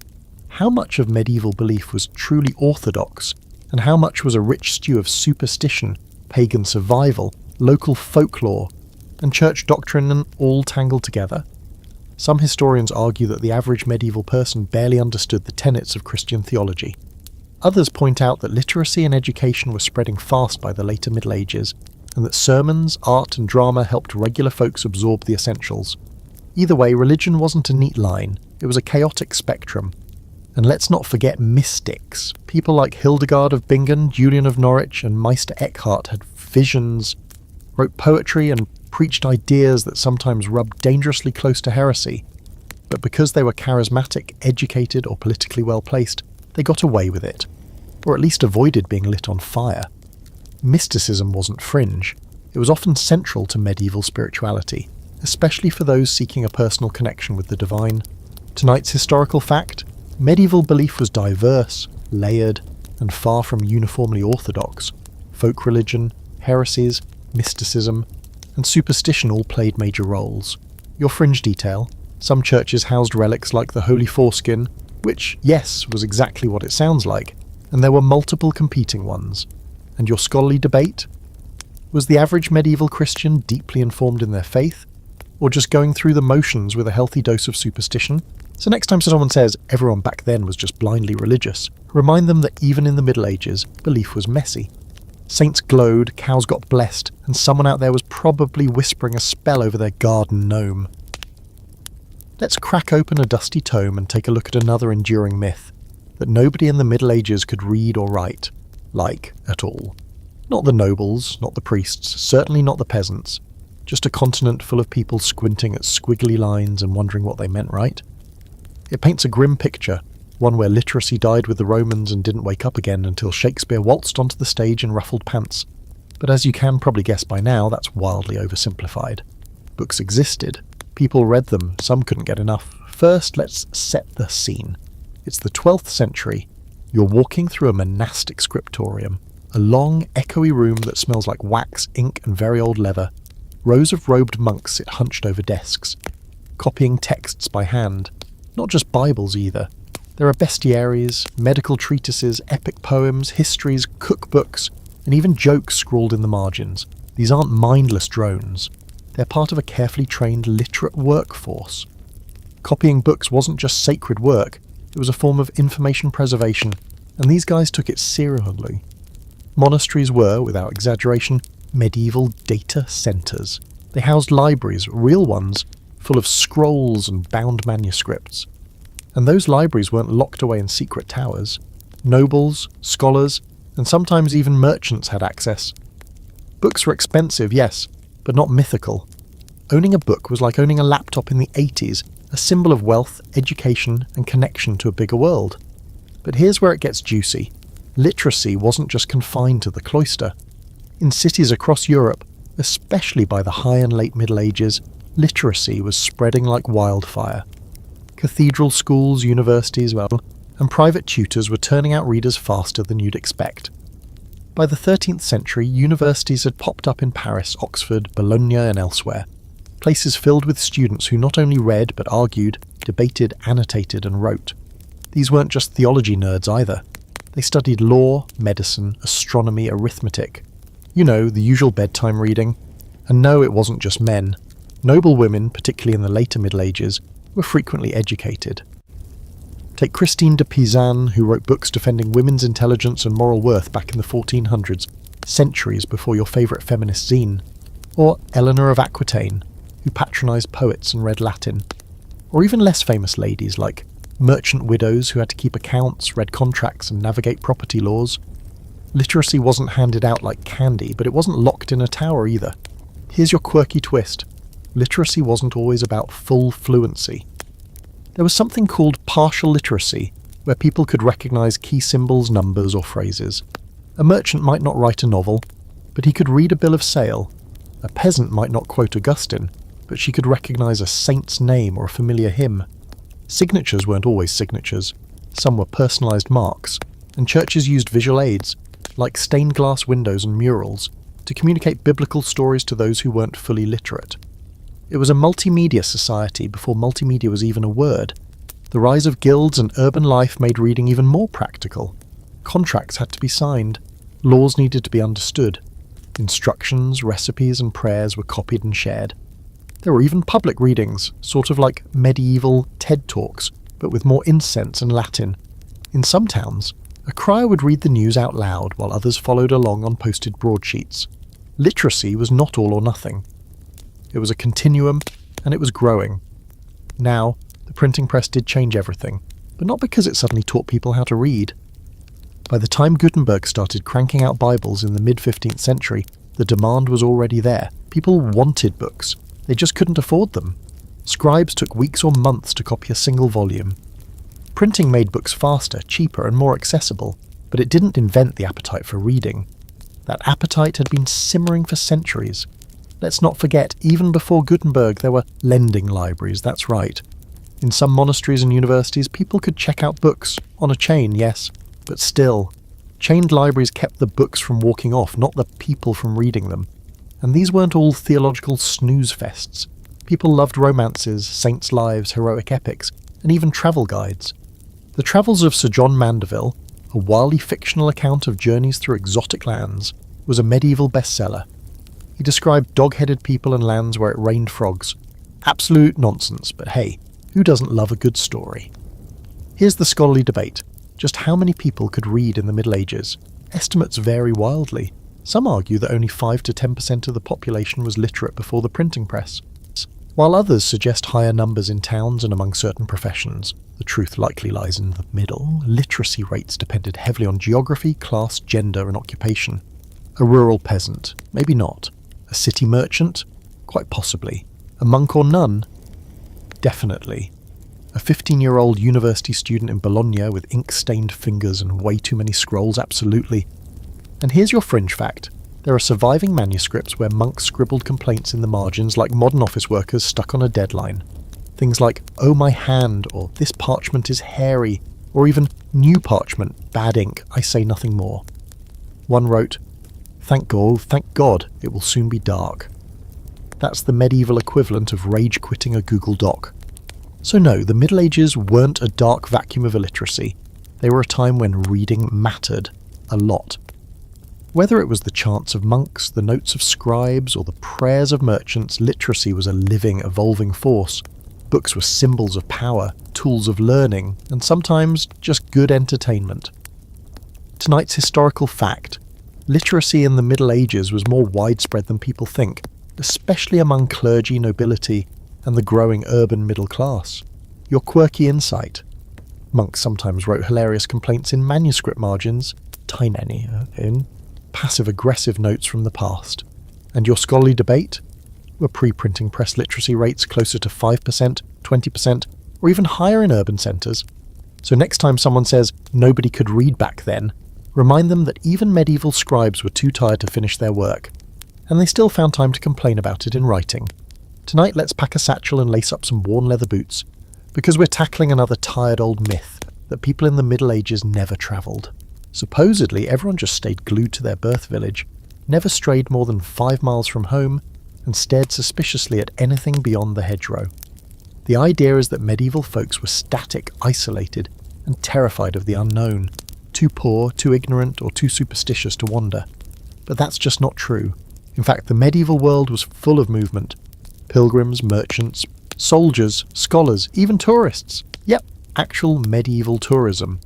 You might not be able to book a flight or complain about airport Wi-Fi, but medieval people were out and about more than you'd expect. Let's start with the obvious one: pilgrimages. These weren't just religious obligations, they were also one of the most common forms of travel. From the 11th century onward, Christian Europe saw millions of people travelling to holy sites.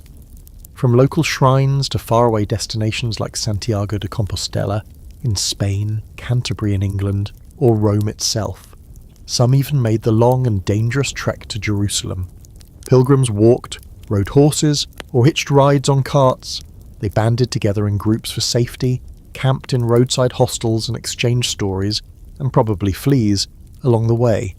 They wore badges to show where they'd been, like medieval versions of those "I climbed Mount Whatever" t-shirts, and yes, they often brought souvenirs. Now, not all pilgrims were saints in waiting. Some used the trip as penance for crimes, others used it as an excuse to escape debts or bad marriages, and some were straight-up thrill-seekers, people who wanted an adventure, a change of scenery, or the chance to drink in another town. The lines between religion, tourism, and low-level mischief were blurry at best. And it wasn't just the devout making the rounds. Merchants travelled constantly. Trade routes crisscrossed Europe, from the fairs of Champagne to the ports of Genoa and Bruges, and you had cloth coming from England, spices from the east, silk from Byzantium, glass from Venice. Travelling merchants were the arteries of the medieval economy, carrying goods, gossip, and disease in equal measure. They didn't just sell wares, they introduced new ideas, technologies, and styles wherever they went. Ever wonder how spices from India ended up on a table in London? It wasn't teleportation. It was relentless, muddy, boot-wearing trade. And then you've got the students. Yes, medieval students. Picture a teenager in 13th century Paris with an armful of parchment and the early version of a dorm room beard, making his way to the University of Bologna. Medieval universities weren't local affairs. They were international hubs. If you were smart and, male and well-connected, you could study abroad centuries before it was cool. Students and scholars moved between cities to chase lectures by famous masters. Think of it as medieval academic clout chasing. And yes, they got rowdy, got fined, got into tavern brawls, and sometimes rioted over bad housing. So nothing's changed. Let's not forget soldiers. Whether they were professional knights, mercenaries, or unlucky conscripts, military service took people far from home. Crusaders marched thousands of miles to the Middle East. Others were dragged into conflicts between kingdoms or local nobles, and while war was obviously brutal, it was also one of the most common ways medieval people saw new places.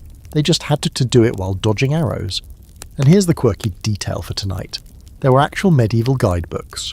One of the most famous was the Travels of Sir John Mandeville, a wild mix of fantasy and geography that claimed to describe far-off lands and bizarre peoples, like dog-headed men or trees that grew sheep. Obviously it was nonsense, but it was popular because people wanted to know about the world beyond their walls, even if those stories were creatively exaggerated. Women travelled too, especially nuns, noblewomen, merchants' wives and pilgrims. Abbesses visited other abbeys. Noble women moved for marriage or diplomacy, and merchant women. They sometimes handled shipping routes and long-distance business deals themselves. It wasn't exactly a Eurail pass, but they got around. Now, some people really did stay local their whole lives. If you were a smallholder farmer without means or incentive, your village might be your world. But even then, you probably went to market towns, saw travelling entertainers, or dealt with tax collectors from miles away. Medieval villages weren't locked rooms, they were part of regional networks. Fairs, feasts and courts brought outsiders in, and occasionally you went out. So where does the myth come from? Mostly from 19th century historians projecting industrial age assumptions backward. They saw trains and cars as symbols of progress, so they painted earlier times as immobile and primitive. But movement isn't just about machines, it's about roads, desire, and opportunity. And medieval people had all three. Sure, the roads were rough and there weren't clean bathrooms along the way, but you could get from London to Rome with enough coin and a strong stomach. Here's the scholarly debate. How mobile was the average person? Some argue that most people travelled only within a day's walk of home. Others point to evidence of long-distance movement, especially among the working classes after the Black Death, when labour shortages gave people the leverage to leave their lords and seek better pay elsewhere. Wages in one town not cutting it? Pack up and try the next. Feudal obligations were still a thing, but they didn't always stick. And now for a fun historical side note, there were professional pilgrims, people who made pilgrimages on behalf of others who couldn't go. Basically, you'd pay someone to walk to a holy site, pray for your soul, and bring back a badge. Imagine hiring someone to do your spiritual steps for you, medieval Uber Eats, but for piety. Tonight's hard fact: people in the Middle Ages did travel across towns, regions, countries, and continents for religion, trade, study, war, and more. Your quirky gem: there were medieval guidebooks full of fantastical descriptions of foreign lands, and people loved them. And your scholarly debate: how far did the average person really travel in their lifetime, and what factors influenced their mobility the most? So next time someone says, medieval folks never left the village, tell them about the scholar on his way to Paris, the merchant docking in Tunis, or the nun who walked 500 miles, and maybe, just maybe, the peasant who decided to see what was beyond the next hill. Let's put on a pestle-smeared apron and open the medieval medicine cabinet. Brace yourself, it smells like garlic, mint, and questionable optimism. Tonight's myth: that medieval medicine was pure superstition, leeches, and prayers to saints. Nothing but a long, fevered waiting game until death politely took you off the patient list. You've heard it before: no real doctors, no understanding of disease, and definitely no hope if you sneeze too loud. But that bleak picture leaves out a huge amount of actual knowledge, practice, and believe it or not, some treatments that actually worked. Medieval medicine was far from perfect, but it wasn't just throwing herbs at the moon either. First, let's talk structure. Medicine in the Middle Ages was built around the theory of the four humours: blood, phlegm, yellow bile, and black bile. The idea was that your health depended on keeping these humours balanced. Too much black bile, melancholy; too much yellow bile, angry and rash; phlegm heavy, you might be sluggish or snotty. Today that might sound like astrology for body fluids, but back then it provided a consistent framework for diagnosis and treatment. And for the record, some of those treatments, diet changes, herbal remedies, bleeding in certain contexts, did something years, even if they didn't quite match our modern scientific standards. Now, yes, leeches were used, but not everywhere and not all the time. Bleeding was a treatment option, not a one-size-fits-all solution.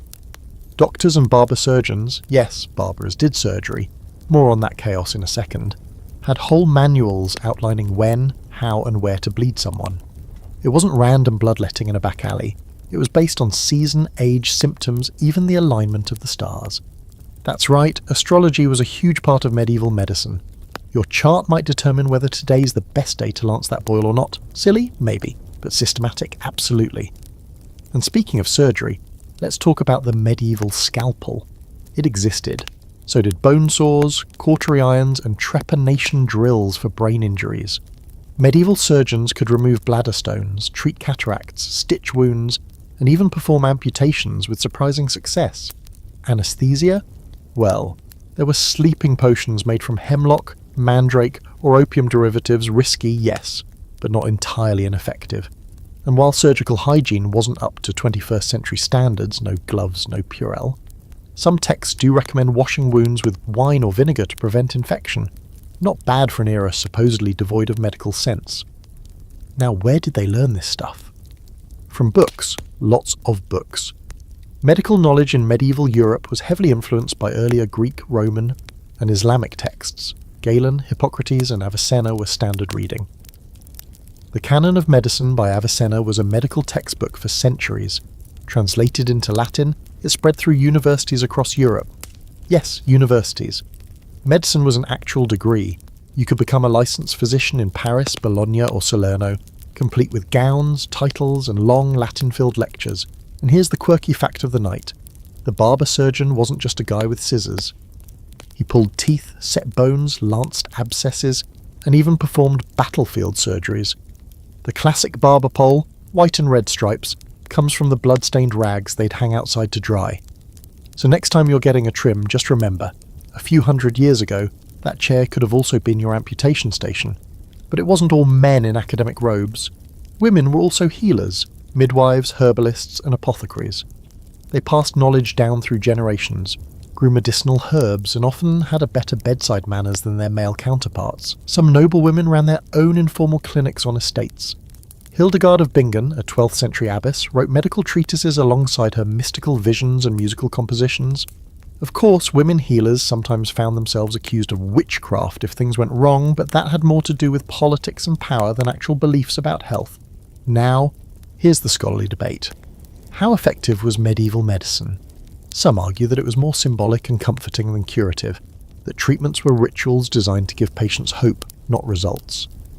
Others point out that many herbal remedies had real pharmacological effects.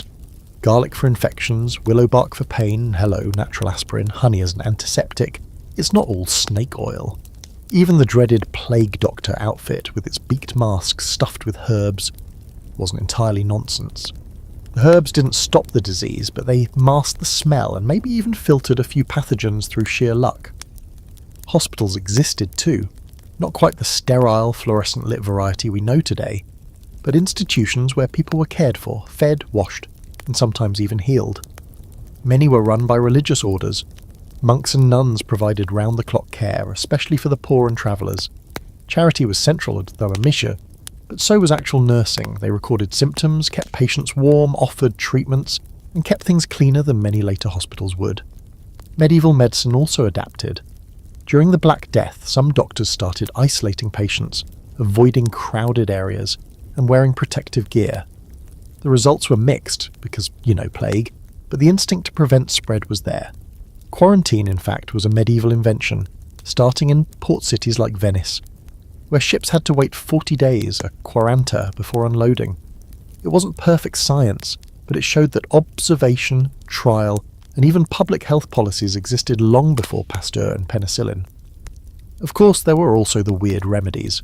Eat a ruby, bury a toad, wrap yourself in a dead cat. The line between useful and please don't do that was sometimes thin, but then again if you lived in an age where disease struck without warning and medical knowledge was still in its adolescence, wouldn't you try anything? Tonight's hard fact: medieval medicine was based on a structured system of theory and practice that included hospitals, surgeries and pharmacology, not just superstition. Your quirky takeaway: the red and white barber pole traces back to blood-soaked bandages hung out to dry by multitasking barbers, and the scholarly debate: were medieval treatments more symbolic than effective, or do surviving records show real functional medical understanding? So the next time someone mocks medieval people for using leeches, just remind them, those guys were performing cataract surgery while we were still figuring out how to stop clicking accept all cookies. Tonight, let's walk up a winding stone path toward one of the most misunderstood structures of the Middle Ages, the castle. You've seen them in every movie set before 1600, cold grey, echoing husks filled with the drafty corridors, rats, and moody nobles wrapped in furs. They're always dark, always depressing, and always seem to smell like wet dog and regret.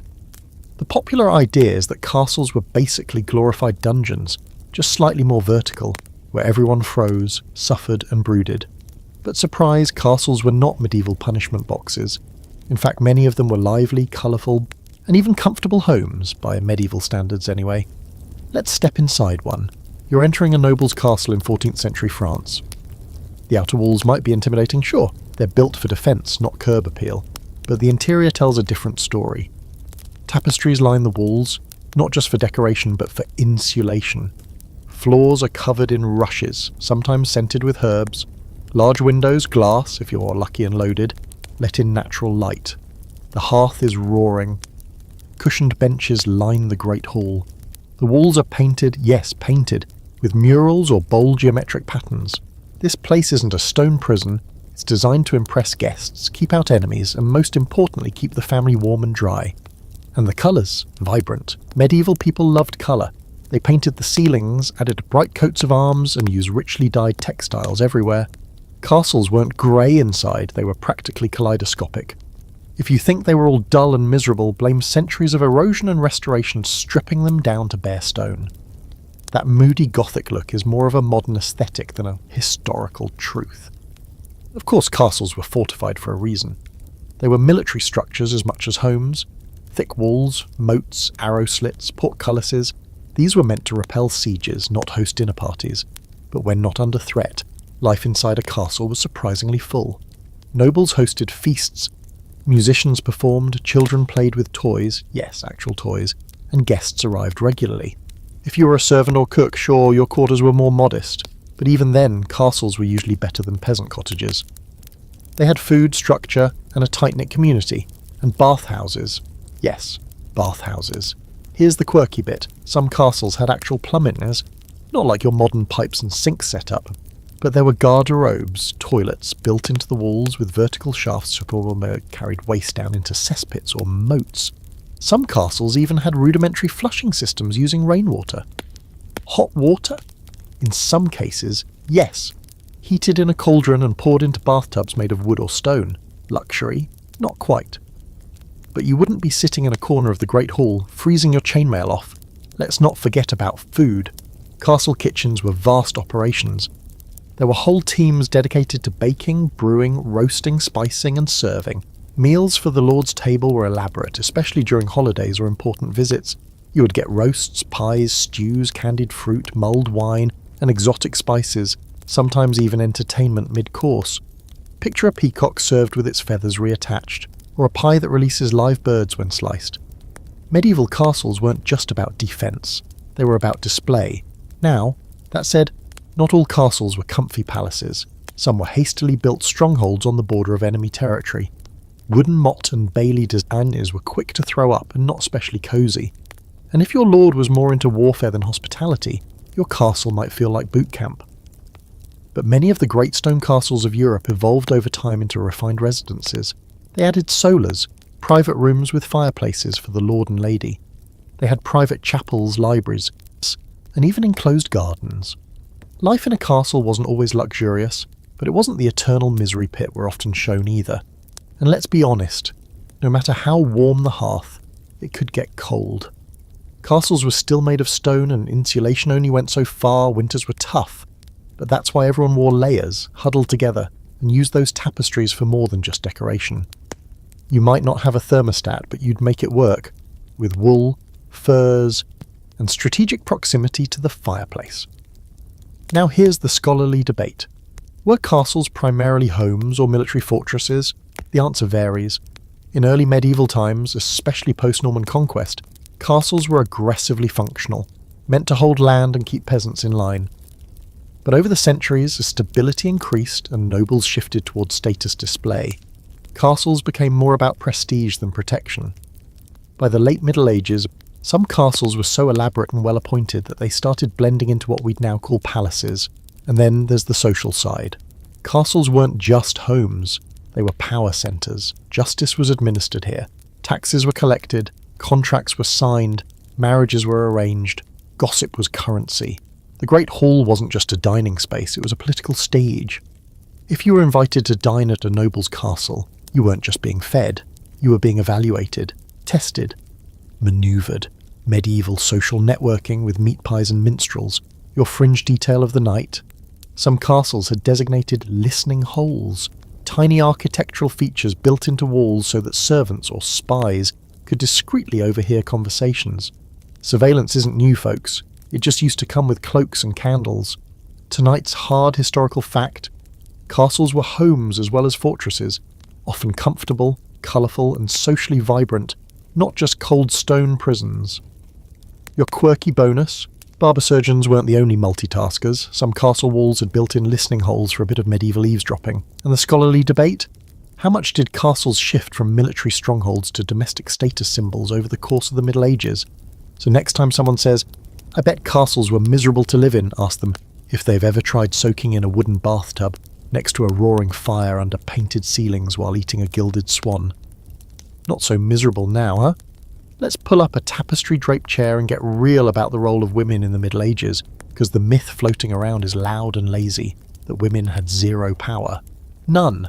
That they were basically mobile dowries, forever barefoot, pregnant, and silenced by cloister walls or kitchen doors. It's a bleak image. Half the population pushed into the margins of history, uneducated, uninfluential, and unimportant. But like most sweeping generalizations about the past, this one crumbles under even a little scrutiny. The truth? Women in the Middle Ages were more involved, more powerful and more present than people give them credit for. Were things equal? Of course not. This was still a patriarchal world. Women were often excluded from formal education, political power and inheritance, but often isn't the same as always. Women worked, wrote, ruled, fought, traded and built. Some were even saints and queens at the same time, and others just quietly running entire communities while the men were off doing dramatic things in armour. Let's start with noble women. The stereotype here is the passive lady in the tower, embroidering roses and waiting to be married off like a piece of human real estate. And yes, marriages were often arranged for political or financial reasons, But once that ring was on, many women ruled their households, and occasionally the realm. Take Eleanor of Aquitaine, Duchess, Queen of France, Queen of England, mother of kings and probably more politically competent than most of the men she was surrounded by. Or Matilda of Tuscany, who commanded armies. Or Margaret of Denmark, who ruled over not one but 3 kingdoms during the Kalmar Union. Not exactly sitting around waiting to be rescued. And don't sleep on the power of the household. Managing a medieval estate wasn't just fluff work. It involved overseeing budgets, food production, staff, children, and diplomacy. Noble women were often left in charge when their husbands went off to war or crusade, and in their absence these women could act as regents, administer justice, and make decisions that affected hundreds of lives. Imagine being 25 years old and suddenly responsible for an entire estate's finances, security and seasonal harvest. This wasn't stay in the kitchen energy, it was executive-level multitasking. But what about women lower down the social ladder? Peasant women worked. Period. They helped in the fields, ran market stalls, brewed ale, raised animals and made textiles. And let's not pretend these were supporting roles. The medieval economy needed their labour. Some women even ran their own small businesses. Bakers, innkeepers, midwives, weavers. Town records from places like York or Bruges show women signing contracts of peace, appearing in court, collecting rent, and sometimes even suing their husbands. Yes, suing their husbands. Legal agency wasn't just a noblewoman's luxury. And speaking of courtrooms, women also had access to the justice system, at least in certain contexts. They could be plaintiffs or defendants in civil suits. In parts of medieval England and France, women could inherit property, especially if there were no brothers. Widows in particular wielded a surprising amount of freedom. Once their husbands were gone, many widows controlled their own finances, made their own contracts, and, in some cases, chose whether to remarry. Others didn't. They'd already done their time and weren't about to dive back in. Now here's a quirky bit of history you probably didn't learn in school. In some medieval towns, there were all-female guilds. These were formal associations of tradeswomen, often in textiles, brewing or midwifery, that regulated quality, prices and apprenticeships just like the boys' clubs did. Some even had their own patron saints and parades. A woman who ran her own shop or workshop wasn't seen as shocking. It was just another part of the urban workforce. And in the church? Oh, don't even get started. Yes, the official hierarchy was male-dominated, but women still held powerful roles within religious life. Abbesses could oversee large monastic communities and wield authority over both nuns and monks. Some wrote treatises, ran schools, or corresponded with popes. Hildegard of Bingen, not to name-drop her again, but come on, was a theologian, composer, physician, visionary, and all-around medieval celebrity. If she'd had a TikTok, she would have broken the internet with herbal hot takes and divine visions. Women were also artists, writers, and poets. Christine de Pizan wrote the Book of the City of Ladies in the early 15th century, a bold, eloquent defence of women's intelligence and virtue, complete with historical examples and a mic-drop ending. She was a professional writer, like gold. She paid her bills with her pen and was respected in her time. Her work wasn't a secret diary tucked under a mattress. It was published, read, and debated. Of course, it wasn't all empowerment and sunshine. There were real limits. Misogyny was alive and well. The legal system was inconsistent. Education for women was often tied to class, and punishments for stepping out of line could be brutal. Accusations of witchcraft, for example, hit women hardest, especially in the later medieval and early modern periods. Women's sexuality was policed, their bodies scrutinised, and their behaviour judged by double standards. Sound familiar? So here's the scholarly debate. Were medieval women unusually oppressed compared to other eras? Or did they actually enjoy more social power than their Renaissance, or even early modern counterparts? Some historians argue that the Middle Ages offered unique opportunities for female authority, especially in religious or feudal contexts. Others suggest those examples are exceptional, and that most women still faced rigid gender norms and systemic barriers. The truth likely lives somewhere in the grey area. The Middle Ages were neither a feminist utopia nor an unbroken chain of subjugation. Your fun fringe fact? Some women disguise themselves as men to join military orders, become scribes, or travel safely. A few were even discovered only after death, when their bones were examined and, surprise, that knight, that monk, not a dude, just someone determined enough to bend the rules for a shot at freedom. Tonight's historical fact: medieval women had far more roles and agency than the popular powerless damsel stereotype suggests. They worked, ruled, created, and often shaped the very communities they lived in. Your quirky bit: all female guilds existed in certain towns, where women controlled trade, trained apprentices, and held serious local clout. And the scholarly debate: were medieval women relatively empowered within their social systems, or are the strong examples outliers in a sea of silence? So next time someone says women in the Middle Ages had no power, you can raise an eyebrow and ask, which women? Because some of them were running kingdoms, publishing books and suing neighbours, all before coffee was even a thing. Let's bite into one of the juiciest but totally misplaced myths about the medieval world: that people in the Middle Ages were terrified of tomatoes, that they thought they were poison, that they shrieked and ran from the sight of a salad. It's a fun little story. Imagine a noble recoiling from a tomato like it's a venomous toad. But, sorry to disappoint, it doesn't hold up. And here's the kicker: this myth doesn't even belong to the Middle Ages. It's Renaissance-era drama, and even then, mostly an exaggerated footnote in culinary history. Medieval folks didn't fear tomatoes. They just didn't know they existed. Let's back up and look at the timeline. Tomatoes are native to the Americas, that big landmass on the other side of the Atlantic that Europe didn't discover until the late 15th century, after the Middle Ages were already giving their final bow. Columbus made landfall in 1492. The tomato?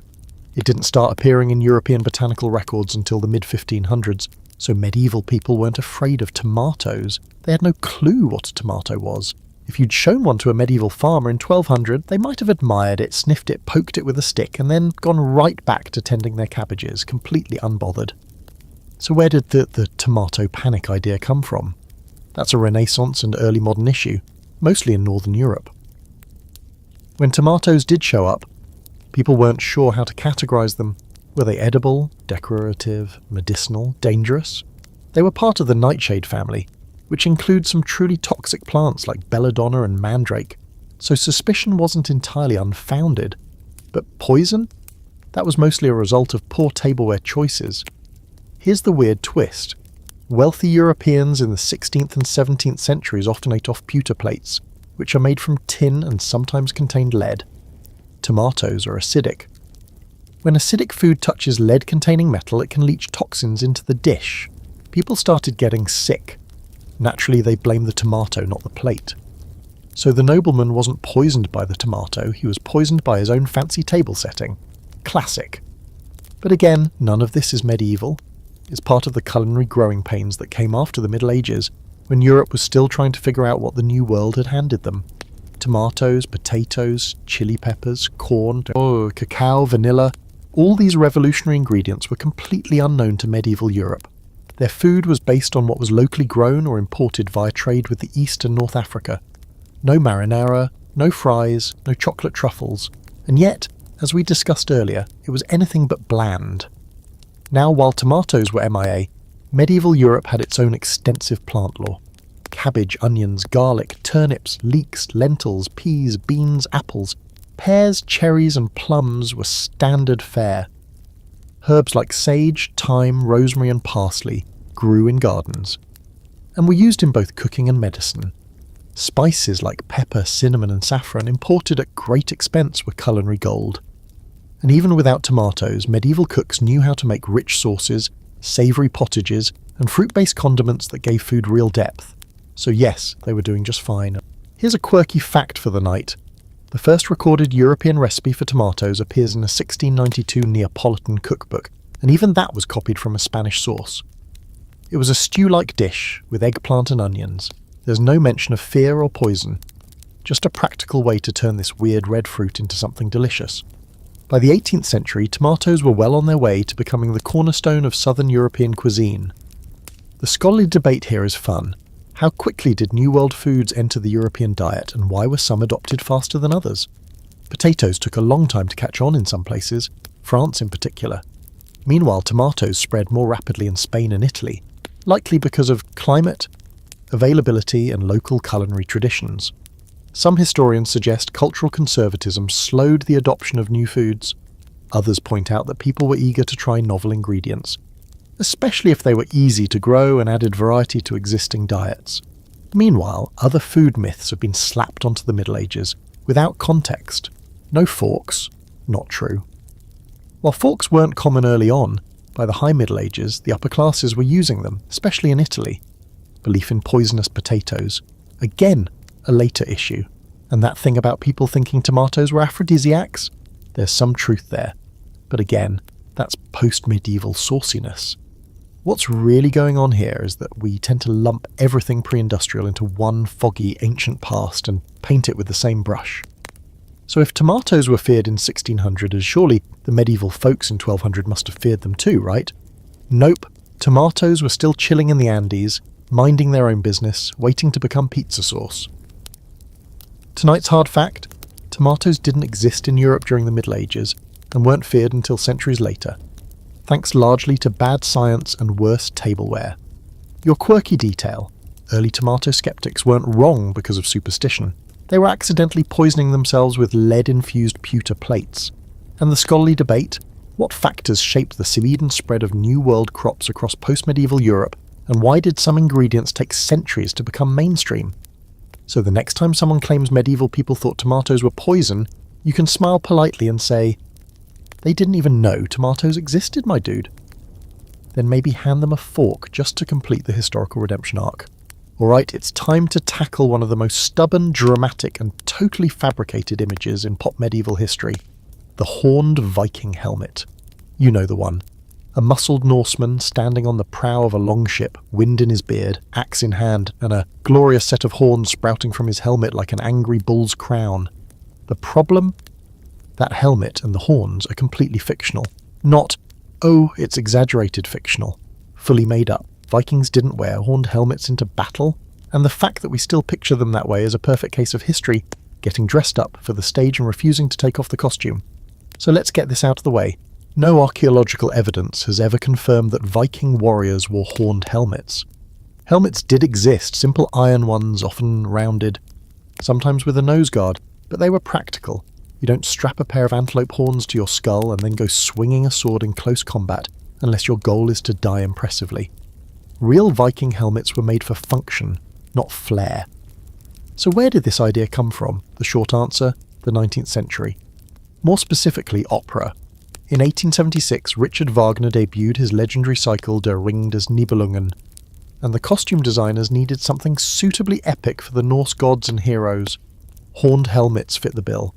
They weren't aiming for accuracy, they were aiming for vibe. The horned helmet was born not on the battlefield, but on the stage under gaslight, accompanied by a 90-piece orchestra. The image stuck because it was dramatic, iconic, and very, very photogenic. From there, the horns made their way into illustrations, museum displays, and eventually mass media. By the time movies and comic books got a hold of them, Viking warriors were forever branded as the angry guys with bull horns. It's such a powerful image that even people who know it's wrong still cling to it because, let's face it, it looks cool. But the Vikings would have rolled their eyes. Assuming they had time between pillaging, farming, and making extremely well-crafted combs, yes, we'll get to that. Now, the reality of Viking warfare was gritty, practical, and a lot less theatrical. Many warriors didn't even wear helmets. They were expensive and not widely available. The average Viking might have relied on a simple leather cap or no headgear at all, with a round wooden shield as his primary defence. Axes, spears, and short swords were the weapons of choice. Chainmail, if you could afford it. Otherwise you might be fighting in wool and hope. The image of elite warriors covered in ornate gear is mostly reserved for chieftains or those lucky enough to loot some armour off a corpse. But here's where it gets quirky. The idea of warriors wearing horns does have ancient roots, just not Viking ones. In Bronze Age Europe, long before the Viking Age, some ceremonial helmets did have horns. Think Celtic warriors, Etruscan elites, and certain Germanic tribes. These were not combat helmets though, they were used for rituals, parades, or religious purposes, so the concept existed, but it got wrongly applied to the wrong people centuries later, a classic case of historical mix and match. Now let's dip into the wider Viking mythos. While horned helmets are out, style was still very much in. Vikings cared about appearance, cleanliness, grooming, decoration. They wore colourful clothes, used brooches, arm rings, and beads, and often had intricately braided hair. Archaeological digs have uncovered tweezers, combs, nail cleaners, and even ear picks in Viking graves. You might have expected a battle axe, but a personal hygiene kit, that's real. Vikings wanted to look good, smell decent, and impress at the next feast or trade meeting. These were not filthy, mindless savages. They were complex, cultured, and very image-conscious. Here's the scholarly debate. Why did the horned helmet myth survive for so long, even after being debunked? Some argue that it filled a narrative need, something to symbolize the wild, untamed energy people associated with Vikings. Others say it's just good branding. Once you've got that horned helmet on a cereal box, it's hard to walk it back. And museums didn't help. For years, displays included inaccurate reconstructions, reinforcing the fiction. The truth is, we like our history epic, and horns are just more fun than nose guards. Now here's your fringe fact for the night. In 1943, Nazi Germany built a massive Viking-themed propaganda exhibit featuring, you guessed it, horned helmets. The regime wanted to link itself to a powerful warrior heritage, and the horned helmet image was too good to pass up. So even fake history can be weaponized, which makes it more important than ever to separate fact from fantasy. Also worth noting, horned helmets aren't just an issue in Viking mythology. Plenty of cultures have been misrepresented through dramatic, stylized armor and dress. History loves to lean into stereotypes because they're visual shorthand, but if you really want to understand the people of the past, you have to look past the costume drama and into the dirt, the tools, the bones, and yes, the surprisingly intricate combs. So what would a Viking warrior actually look like? Imagine a lean, muscular guy with a sturdy wool tunic, a belt full of tools, a well-maintained axe, and maybe a carved wooden amulet around his neck. His shield bears his family's symbol. His beard is clean, oiled, and likely braided. His helmet, if he has one at all, it's plain, rounded, iron, and very much hornless. Tonight's hard historical fact: Vikings did not wear horned helmets into battle. This image was a 19th century invention, popularised by opera and art, not archaeology. Your quirky takeaway? Vikings were fastidious about grooming. Grave goods include tweezers, combs, and ear picks. You could have borrowed conditioner from a Viking. And the scholarly debate? Why has the horned helmet myth endured so powerfully in the cultural imagination despite zero historical evidence? So next time someone sketches a Viking with horns, just smile and say, "Nice Wagner cosplay, but the real guys, they preferred clean hair and functional headgear."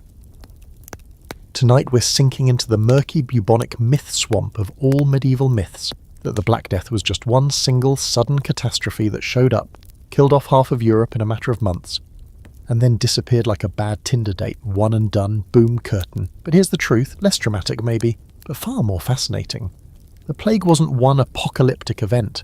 It came in waves, lingered for centuries, and reshaped medieval society in ways that still echo today. It didn't just break the world once, it kept coming back to check on the wreckage. Let's start with the first, most infamous outbreak, 1347 to 1351. That's the one most people know it about. A few Genoese ships roll into a Sicilian port carrying not just grain and sailors, but fleas, rats, and a microscopic party crasher, Yersinia pestis. From there it spreads like wildfire across Europe, killing an estimated 30% to 60% of the population, depending on the region. It's hard to overstate the horror. Entire villages wiped out, cities buried in silence, priests dropping mid-prayer. You've probably heard stories of carts trundling through town with someone shouting, "Bring out your dead!" Wasn't an exaggeration, it was Tuesday Day. But here's the thing most people don't realise. The 1347 to 1351 outbreak wasn't the end. It was just the start. The Black Death returned again and again and again. Roughly every 10 to 20 years, another wave would sweep through, sometimes smaller, sometimes just as bad. In England alone, there were major outbreaks in 1361, 1369, 1374, and so on, well into the 15th century. These weren't aftershocks. These were recurring crises. The term Black Death only refers to the first wave. The broader period of recurring plague epidemics is more accurately called the Second Pandemic, and it lasted over 300 years, and the effect? Monumental. Yes, the initial outbreak was devastating, but the long-term effects were even more transformative. Think labour shortages, economic upheaval, religious doubt, and total social reorganisation. If you're a peasant in 1352 and you've survived the first wave, you suddenly find yourself in high demand. Fields need tending, animals need care, and half the workforce is gone. Suddenly lords are competing for your labour, wages rise, serfs leave manors, entire villages negotiate better conditions, or just abandon feudal life altogether. It's the dawn of worker leverage. Hello, late medieval peasant power. Of course the ruling class hated it. Laws were passed trying to freeze wages at pre-plague levels. In England, the Ordinance of Labourers, 1349, and the Statute of Labourers, 1351, tried to cap what workers could earn and make it illegal to refuse work. Spoiler, it didn't work. When labour is scarce and survival is on the line, people don't exactly care about your economic policies, and that tension between the empowered survivors and the desperate elites bubbled into revolts, like the Peasants' Revolt of 1381, which we already met a few sections back. Plague didn't just kill, it rearranged society. But it didn't stop there. The psychological impact of repeated plague waves left a deep scar. Art, literature, and religion shifted. Skeletons started dancing across murals in dance macabre scenes. Writers obsessed over death and decay. Pilgrimages surged as people searched for answers or forgiveness. And the church? It took a hit. Many clergy died in the first wave. Replacement priests were sometimes young, poorly trained or seen as opportunists. Faith wobbled. When the church couldn't stop the disease, or even explain it, people began to look elsewhere for meaning. Cue the rise of mysticism, fringe cults, and apocalyptic movements.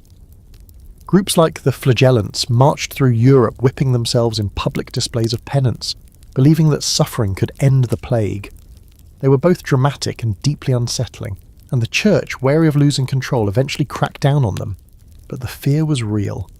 When you've seen your neighbour swell up and die in 2 days flat, you'll try anything. Here's a strange little fringe detail. During some outbreaks, people blamed cats and dogs for the spread of plague and started killing them en masse. Ironically, this probably made things worse, because as we now know, cats kill rats, and rats carried the fleas that carried the disease. So in trying to solve the problem, people may have deleted one of the few natural defences they had. Just a little extra bonus from history's worst group project. And here's your scholarly debate for the night. What exactly caused the waves of plague to keep coming? The dominant theory is that the bacterium persisted in rodent populations, especially in Central Asia, and occasionally jumped back into humans via fleas. Climate shifts, trade routes, and population density all played roles. But new research suggests there may have been multiple strains in play, possibly spreading in different ways, through the air in some cases, not just via fleas. Others argue that poor record-keeping and overlapping epidemics like smallpox or typhus have muddied the historical picture. There is still mystery in the medieval autopsy room. Let's not forget the global scale. While Europe gets most of the plague press, the Black Death didn't stop at the Alps. It swept across the Islamic world, decimated populations in North Africa and the Middle East, and likely reached as far as China. Trade carried it, armies carried it, pilgrims carried it at it. This wasn't a local problem. It was the first truly global pandemic, and the world was connected enough to share in the suffering. And through it all, life kept going. People married, worked, made art, told stories. The plague was a backdrop to life, not a freeze frame. If anything, it made life more urgent. The late medieval world had a kind of frantic creativity to it, like a civilization that knew it might not get a second draft. Tonight's hard historical fact: the Black Death wasn't a one-time event. It came in recurring ways for centuries, reshaping European society with each pass. Your quirky fringe detail? In some cities, mass cat killings worsened the plague's spread by letting rat populations boom unchecked. Medieval irony at its bleakest. And the scholarly debate. What exact mechanism sustained recurring plague waves, fleas on rats, airborne transmission, or something we still don't fully understand?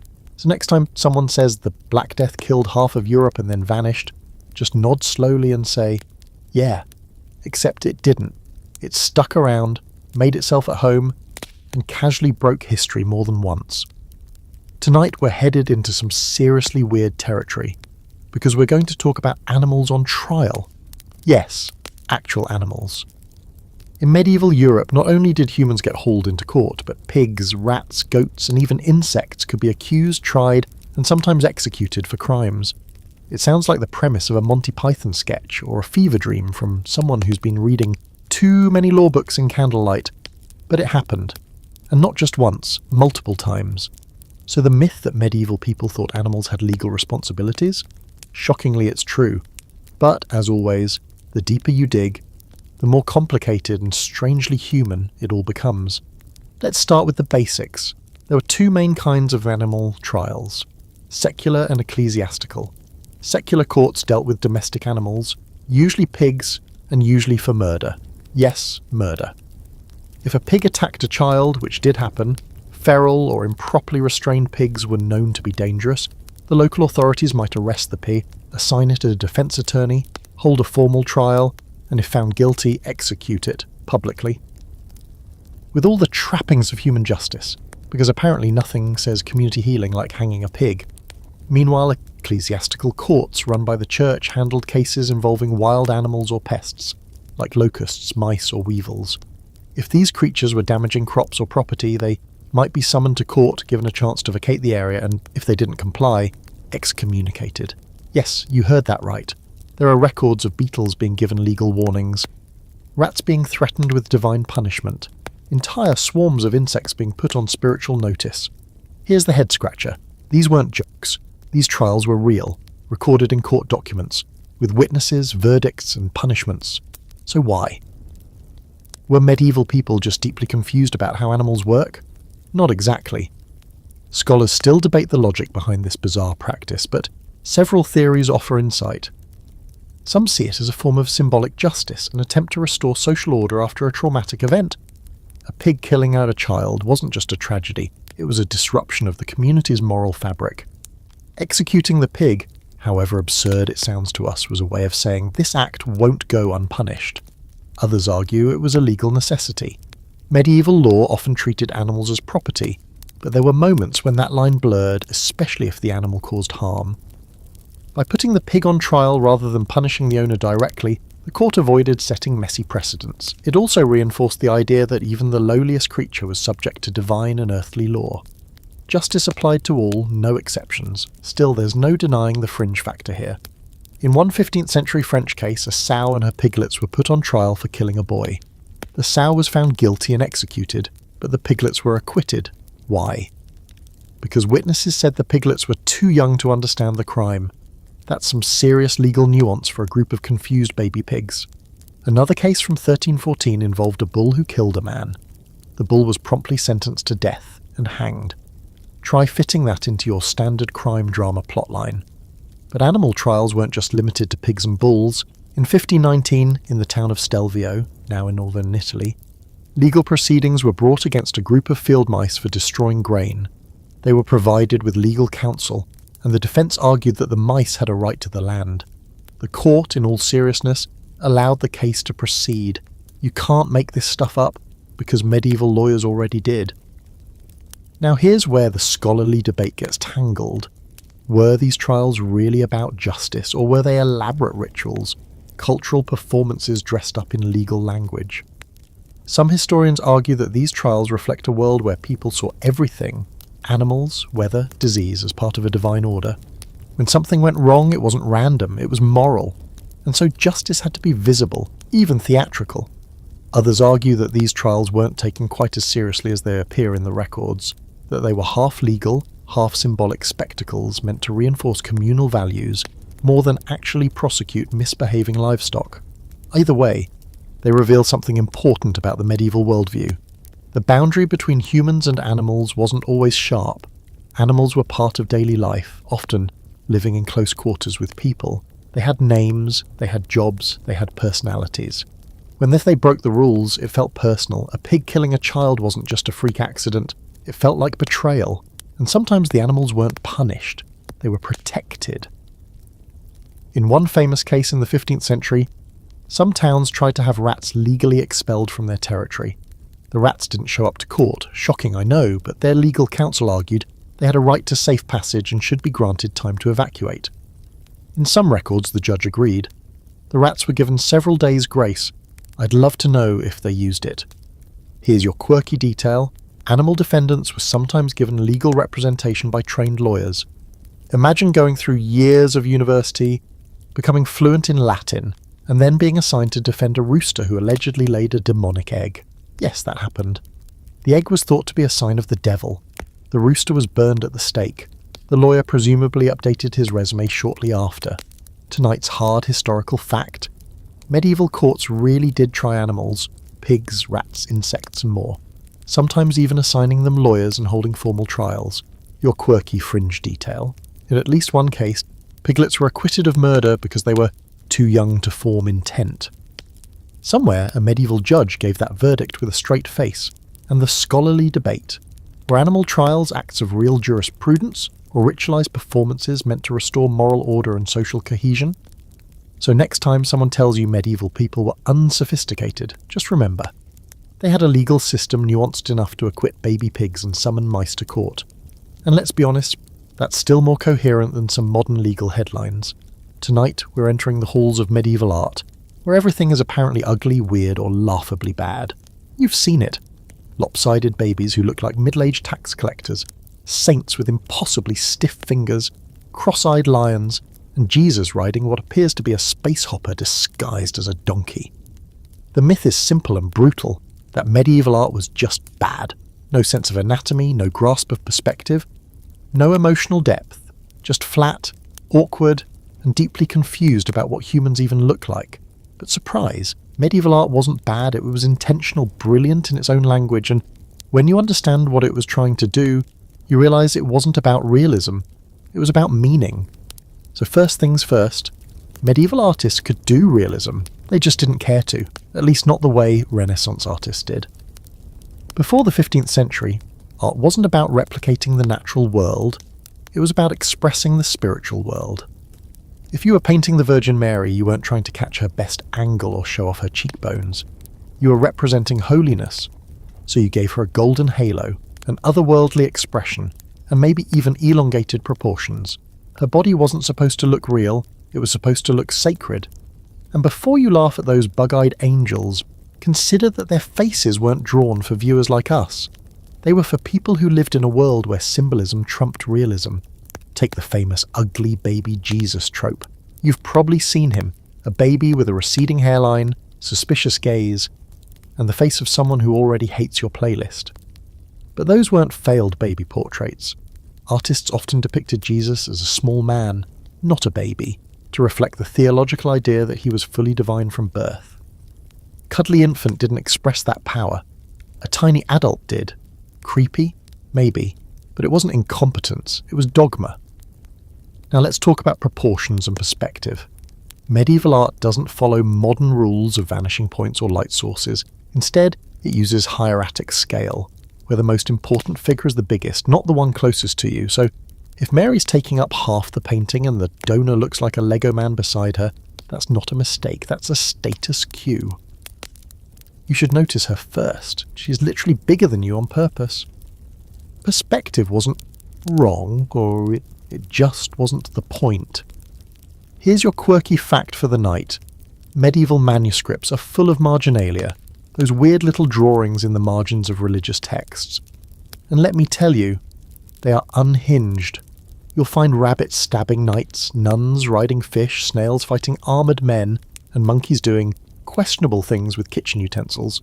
Why? Scholars still argue. Some say they were just doodles for fun. Others think they were moral commentary, political satire, or inside jokes from the scribe. But one thing's clear, medieval artists had a wild sense of humour, and they weren't afraid to sneak it into sacred texts. That's the thing about medieval art. It's not boring, it's not bland, it's vivid, even when it's strange. Look at the illuminated manuscripts. Gold leaf, vibrant blues made from lapis lazuli, reds from crushed beetles, greens from malachite. The colour palette alone would make any digital illustrator drool. And these weren't mass-produced images. They were handcrafted, often by monks or highly trained artisans, sometimes over months or even years. Pages weren't just decorated, they were celebrated. And the walls of churches, painted, carved, gilded.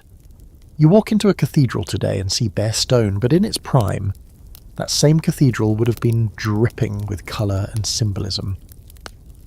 Saints stared down from rainbowed glass. Ceilings were star-spangled, columns were painted with vines and gold. Jesus wasn't just hovering in the background. He was 9 feet tall and surrounded by angels, flames, or cosmic wheels. The art wasn't minimal, it was maximalist with a mission. The scholarly debate here is fascinating. How much of medieval art was meant for elite audiences, and how much for the average viewer? Some argue that most people couldn't read the visual language of these pieces, the gestures, the attributes, the layered symbolism. Others believe that images in churches and books were carefully designed to be read even by the illiterate. A saint with a broken wheel must be St. Catherine, a dragon underfoot, probably St. George. Visual shorthand for sacred stories, like emojis, but with more halos and fewer poop jokes. Okay, some marginalia definitely includes poop jokes. And here's something else to consider. A lot of what looks strange to us now looked normal back then. The stylized faces, the odd proportions, the lack of shadows, that was the aesthetic. If you judged every anime drawing by the Renaissance standards, you'd think the artist failed anatomy. But the style has its own logic, so did medieval art. Let's not forget stained glass either. These weren't just decorative windows, they told stories. If you were a 12th century farmer who couldn't read Latin, you could still walk into your local cathedral and read the crucifixion, the nativity, the martyrdom of St. Lawrence, who, by the way, was grilled to death and allegedly told his executioners, "Turn me over, I'm done on this side." And yes, he sometimes shows up in art holding a gridiron. Dark, absolutely, but also unforgettable. Even public sculpture had its say. Gargoyles, for example, weren't just spooky decorations, they were rain spouts and reminders of sin, demons, or the outside world's chaos. Some were comical, grotesque, or downright obscene. They didn't just ward off water. They warned or entertained visitors. It's medieval humour, carved in stone and staring at you with a tongue sticking out. Tonight's hard historical fact: medieval art wasn't bad. It was deliberate, symbolic, and often richly detailed, based on its own visual language and cultural logic. Your quirky detail, marginalia in religious texts include rabbits jousting, butt trumpets, and snails attacking knights, because why not? And the scholarly debate? Was medieval art designed for elite, educated viewers, or was it an accessible visual tool for a largely illiterate public? So next time someone mocks a medieval painting for being ugly, just smile and say, "Actually, that's theological symbolism with a dash of bunny knife fight. Show some respect." Tonight, let's crack our knuckles and lift the drawbridge on another classic misunderstanding. The myth that the Middle Ages were basically one giant intellectual blackout, that the fall of Rome flipped off the light switch of knowledge, and the world sat in darkness until someone named Leonardo decided to invent ideas again. You've probably heard it framed this way. After the Romans, people forgot how to read, how to build, how to do math. They thought the earth was flat and that bathing was witchcraft. But here's the reality. The so-called Dark Ages weren't nearly as dark as you've been led to believe. In fact, they were lit up with scholarship, invention, translation, and a whole lot more thinking than they get credit for. Let's start by killing the biggest, dumbest zombie of a myth, that people in the Middle Ages believed the earth was flat. Nope, not even a little bit. Educated folks in medieval Europe knew the earth was round. They'd known it for centuries thanks to thinkers like Ptolemy and the ancient Greeks, whose works were preserved and studied. Medieval scholars even calculated the earth's circumference with surprising accuracy. In the 13th century, Thomas Aquinas didn't pause to debate whether the earth was a disk or a sphere, because no one he was writing to would have questioned it. That flat earth myth? It's a 19th century invention. Used to mock medieval people and make the Renaissance look cooler by contrast. And let's talk about those so-called lost books. Yes, the Western Roman Empire collapsed in the 5th century, and yes, a lot of chaos followed. Urban infrastructure declined, trade networks shrank, literacy levels dropped, especially among the general population. But the flame of learning never went out. It just moved and changed hands. In monasteries across Europe, monks copied ancient texts by hand, preserving works of Aristotle, Cicero, Virgil, and Galen. These weren't just dusty libraries, they were the engines of knowledge preservation. Without the scribes of the early Middle Ages, half of classical antiquity would be lost to us today. Meanwhile, over in the Islamic world, things were absolutely booming. From the 8th to the 13th century, The Islamic Golden Age saw scholars in cities like Baghdad, Cairo, and Cordoba translating Greek, Roman, Persian, and Indian texts into Arabic and building on them. Algebra, Arabic word, chemistry, developed and named in the Islamic world. Optics, medicine, astronomy, navigation, all made huge leaps thanks to scholars like Alhazen, Avicenna, and Al-Khwarizmi. And then, in the later Middle Ages, those texts were translated again, this time into Latin, and reintroduced to Western Europe through centres of learning in places like Sicily and Spain. So the so-called rediscovery of classical knowledge in the Renaissance, that wasn't a light bulb going on. It was a torch being passed. Here's a quirky detail for the night. In 12th century Paris, university students and professors engaged in heated debates over Aristotle's physics. These weren't dusty scholastics mumbling into scrolls. They were shouting, arguing, walking through town in academic robes, and occasionally getting into brawls. The medieval university wasn't a sleepy monastery. It was a battleground of ideas, full of sarcasm, theology, and sometimes fists. Students travelled between cities to hear different masters. Universities had textbooks, reading lists, and final exams. And yes, coffee houses came later, but these guys still knew how to pull all-nighters. A medieval science, alive and well. People tracked planetary movements, mapped the stars, and developed mechanical clocks. They studied medicine based on both classical and Islamic sources. They experimented with alchemy, sure, but alchemy wasn't just about turning lead into gold. It was the precursor to chemistry. Alchemists recorded observations, tested materials, and made real discoveries about acids, solvents, and the properties of metals. A few of them probably did try to summon demons with mercury fumes, but hey, that's just grad school with extra steps. Let's not ignore the inventions either. The heavy plough, the horse collar, the windmill, eyeglasses, distillation, the spinning wheel, paper manufacturing, Gothic architecture with flying buttresses wasn't just pretty, it was advanced engineering. Cathedrals weren't built by people with no math skills. They were geometric marvels designed by master masons with generations of accumulated knowledge. Stained glass, precision chemistry with sand and fire. Even the humble mechanical clock emerged in medieval monasteries, driven by the need to track hours for prayers. And here's the scholarly debate. How accurate is the term Dark Ages? Some historians argue that it was always an oversimplification coined in the Renaissance to make humanists look smarter by contrast. Others acknowledge that certain regions of Europe did experience real decline after Rome's fall, economically, demographically, and technologically, but the modern trend in scholarship is to ditch the phrase altogether. Early Middle Ages is more accurate and less insulting. The darkness wasn't everywhere, and it wasn't constant. Some places were lit with libraries, universities, and scientific experimentation. Others were, well, probably still figuring out how to stop setting their fields on fire.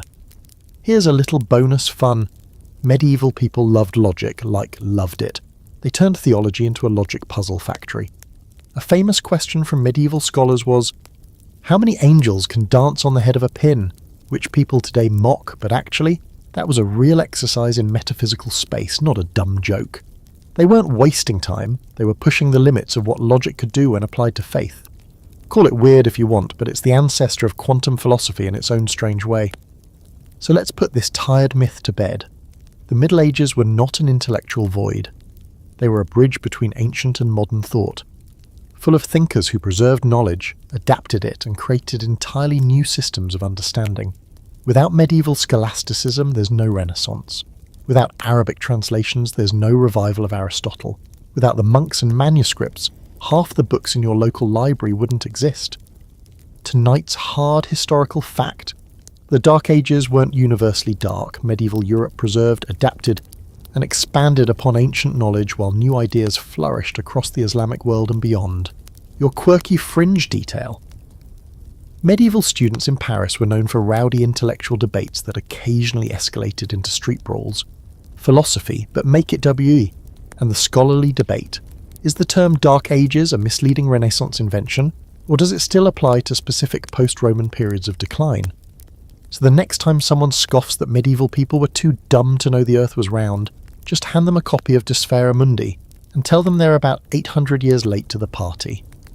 Let's lace up your softest leather boots and step into another wildly misunderstood arena of medieval life: travel. If you picture medieval people as being born, living, and dying within 5 miles of their local pigsty, never seeing the world beyond their village hedgerow. You're not alone. That's the myth. Peasants chained to their dirt, nobles to their halls, and absolutely no badabdi going anywhere unless dragged off to war or crusade.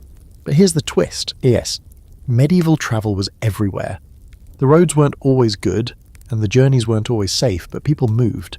Constantly, for trade, for work, for worship, for curiosity. The medieval world was more mobile than you think. Let's start with the big one. Pilgrimage. If there was one reason to lace up and hit the road in medieval Europe, it was to visit a holy site. People from every class, yes, including peasants, set out on pilgrimages that could take weeks, months, or even years.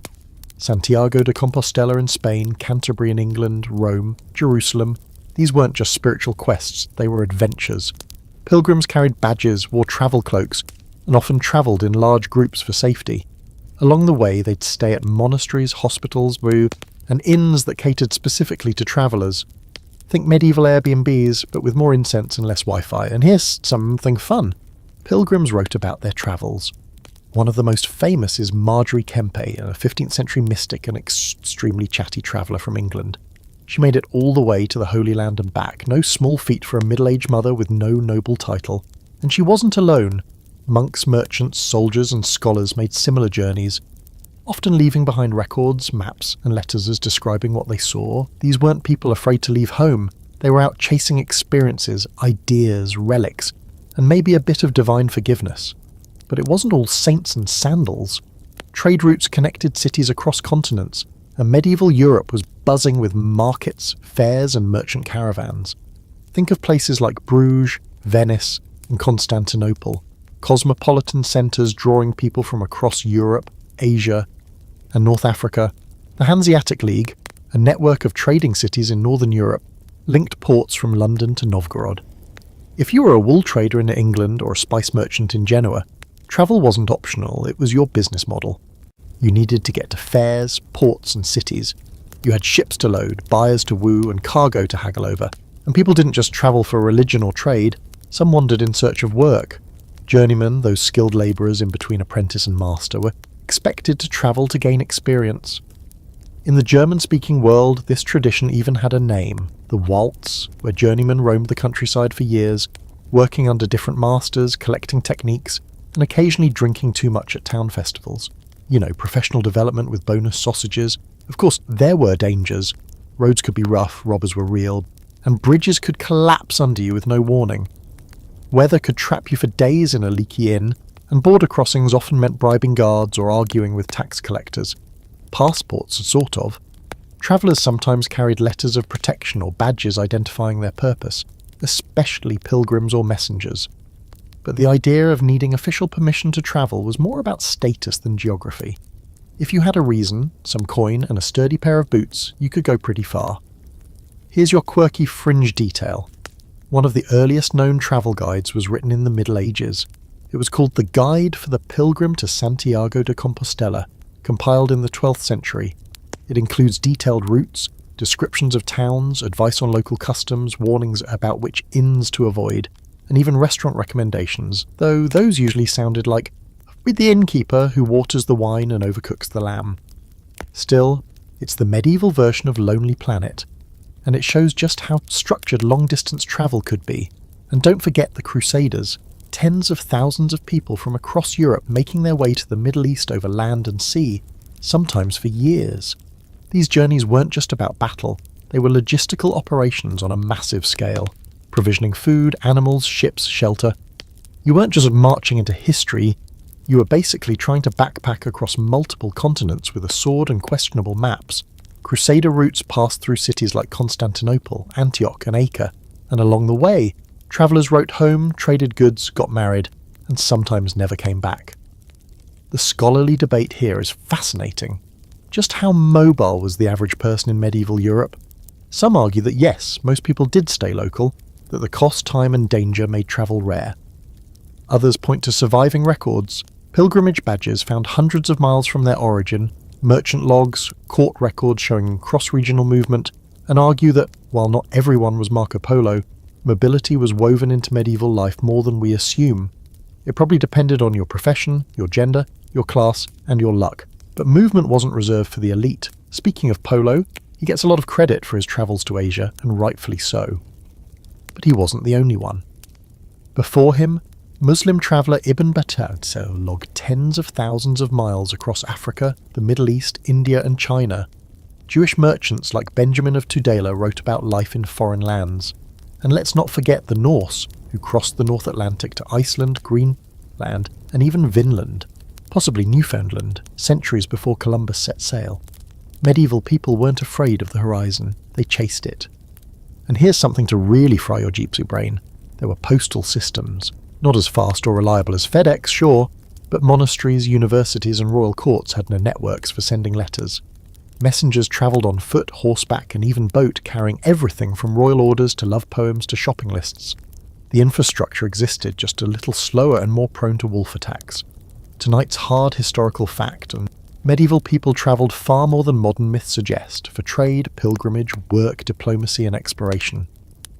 Your quirky fringe detail, one of the world's earliest travel guides, written in the 1100s, warned pilgrims about bad food, shady innkeepers, and dangerous rivers. Some things never change, and the scholarly debate. Was medieval travel common enough to impact society broadly, or was it still the domain of the mobile minority? So next time someone insists medieval folks never left their village, just ask them how they think St. Thomas's toenail ended up in a cathedral 700 miles from where he died. Tonight, we're heading down a smoky, dimly lit path that leads straight to one of the most persistent and cinematic myths of the medieval world, that accused witches were routinely burned at the stake by the church during the Middle Ages. You know the image, village women tied to posts, angry mobs with torches, chanting priests and a dramatic fire lighting up the night as a witch screams her last. But here's the reality check. That whole scene, not really medieval, at least not early or high medieval. The big fiery witch hunts, the kind most people picture, are actually a Renaissance and early modern phenomenon. The Middle Ages had some weird moments, sure, but the great witch-burning frenzy, that came later. Let's clear this up first. Were there any witch trials in the Middle Ages? Yes. But they were rare, scattered, and usually focused on heretics, not witches in the spellcasting, cauldron-bubbling sense. The church in the early medieval period actually denied the existence of witchcraft as a real supernatural threat. That's right, the church didn't believe in witches, not the way you'd think. In 906, a document called the Canon Episcopi declared that women who believed they flew through the night with Diana, or other pagan goddesses, were deluded, victims of satanic deception, but not guilty of actual supernatural crimes. It was seen as a sin of belief, not action. So if you were accused of flying on a broomstick in, say, 1050, the church's response would have been something along the lines of, "That's nonsense, repent, go to confession," not "tie her up and get the firewood." Early medieval theology treated most witchcraft accusations as superstition, not proof of an evil conspiracy, and for the most part, civil authorities went along with that. There were exceptions, local panic, mob justice, fringe trials, but there was no systematic persecution. Not yet. That changed in the later Middle Ages, and especially in the 15th century. The shift had to do with a perfect storm of factors: fear of heresy, growing obsession with Satan as an active force in the world, political instability, economic crisis, and, let's be honest, deep-seated misogyny simmering in the vast cultural pot. By the late 1400s, the idea of the witch had evolved from lonely herbalist or superstitious neighbour into a full-blown satanic collaborator, part of a secret cabal threatening Christendom itself. And that's where things started getting, well, flammable. Enter one of the darkest books in European history, the Malleus Maleficarum, or Hammer of Witches, published in 1487 by two Dominican inquisitors, Heinrich Kramer and Jacob Sprenger. This charming little manual insisted that witches were real, that they were mostly women and that they should be hunted down and destroyed. It was packed with misogyny, theological gymnastics and frankly unhinged logic, but it spread like wildfire. It was printed over and over, becoming the de facto guide for how to detect, interrogate and eliminate witches, and it laid the groundwork for what became the Great Witch hunts of the 16th and 17th centuries, well after the medieval period had technically ended. Here's the ironic twist. In much of the early Middle Ages, if you accused someone of witchcraft, you were the one in danger. The church frowned on making such accusations without cause, It saw belief in witchcraft as a lingering pagan superstition. So while folk magic absolutely existed, people cast love spells, made charms, used herbs and rituals, the official line was that supernatural power came only from God, and that anyone claiming otherwise was either deluded or dabbling in forbidden knowledge, but not necessarily some cackling force of evil. So where does that leave our beloved bonfires? They did happen, but usually later, and not always for witches. Heretics, rebels, and political enemies were sometimes burned. Joan of Arc, for example, was executed by burning in 1431, not specifically for witchcraft, but for heresy. And even then, her case was as much about politics as religion. She claimed divine visions, defied gender roles, and had the audacity to lead troops in battle. That was enough to get her labelled dangerous. But she wasn't alone in being accused of supernatural heresy, especially as the late medieval period veered into darker theological corners. Now, here's your quirky fringe fact. Not everyone feared witches. Some communities hired local wise women known as cunning folk or leeches to heal the sick, find lost items, or ward off curses. These people existed in a grey area. They weren't officially sanctioned by the church, but they were tolerated by communities that relied on them. Sometimes they were respected, sometimes envied, and occasionally they were scapegoated when things went wrong. A failed harvest, a sick child, a cow that dropped dead for no reason. But until the paranoia of the Renaissance, the response was usually more like social shunning than pyromania. The scholarly debate here is fiery. 2. How much of the witchcraft panic was driven by top-down institutional pressure, church courts, inquisitors, state law, and how much came from the ground up from frightened villagers pointing fingers? Some historians argue that local fears drove the first panics, especially in regions where folklore already framed misfortune as magical sabotage. Others say it was institutional paranoia that weaponized those fears, turning rumours into formal persecutions. The truth likely lies in a grim dance between the two, and if you're wondering where most witch burnings actually happened, look no further than early modern Germany and Switzerland, far outside the timeline of your average medieval history class. Between the 1500s and 1600s, thousands of people, mostly women, were executed in localised witch crazes. The infamous Salem trials, that was 1692, in colonial America. So the next time someone points to a medieval tapestry and says, "That's when they were burning witches," you can just smile and say, "Actually, wrong century, wrong continent." Tonight's hard historical fact: systematic witch burning wasn't a medieval practice. It rose in the Renaissance and peaked in the early modern period, long after the so-called Dark Ages. Your quirky fringe detail? In many medieval communities, folk healers and cunning women were respected and consulted, until the mood turned and superstition curdled into fear, and the scholarly debate, were the great witch hunts fueled more by institutional control or grassroots hysteria, and how much did theology, politics, and gender bias intertwine to fan the flames? So next time you hear that medieval people burned witches left and right, just lean in and whisper, "Wrong era, but let me tell you about the Malleus Maleficarum. It gets weird." Alright, let's ride this one home with a big, sweeping misconception that hangs over everything we've talked about so far, that the word medieval is basically just code for primitive. It's used as an insult all the time. That's medieval, people say, when describing something cruel, stupid, backward, or barbaric. And sure, there were some rough edges, public executions, plagues, the general absence of antibiotics, but the blanket idea that the Middle Ages were nothing but mud, murder, and misery is flat out wrong. In reality, the medieval world laid the groundwork for many of the institutions, ideas, and innovations we now claim as modern. It wasn't primitive, it was foundational. Let's start with something flashy. Cathedrals. You want to talk about engineering? Walk into a place like Chartres, Durham, or Milan and just look up. Those towering ceilings, stained glass windows, and vaulting arches didn't happen by accident. They required math, geometry, architectural theory, labour coordination, and, oh yes, money management. Building a cathedral took generations. Fundraising campaigns stretched for decades. Craftsmen travelled between job sites like freelance contractors, and those rose windows with all the tiny coloured panes? That was medieval chemistry and precision at work, not some crude guesswork with sand and hope. And what about universities? The University of Bologna, founded in 1088, Oxford, 1096, Cambridge, 1209. These were medieval inventions, structured institutions with curricula, degrees and rules. They studied law, theology, medicine and the liberal arts. They argued, a lot, and sometimes they rioted. But they also preserved and advanced knowledge. The very idea of higher education as we know it, it's medieval. You can thank a bunch of robe-wearing, ink-stained logicians with too many opinions and not enough sleep. Then there's the legal system.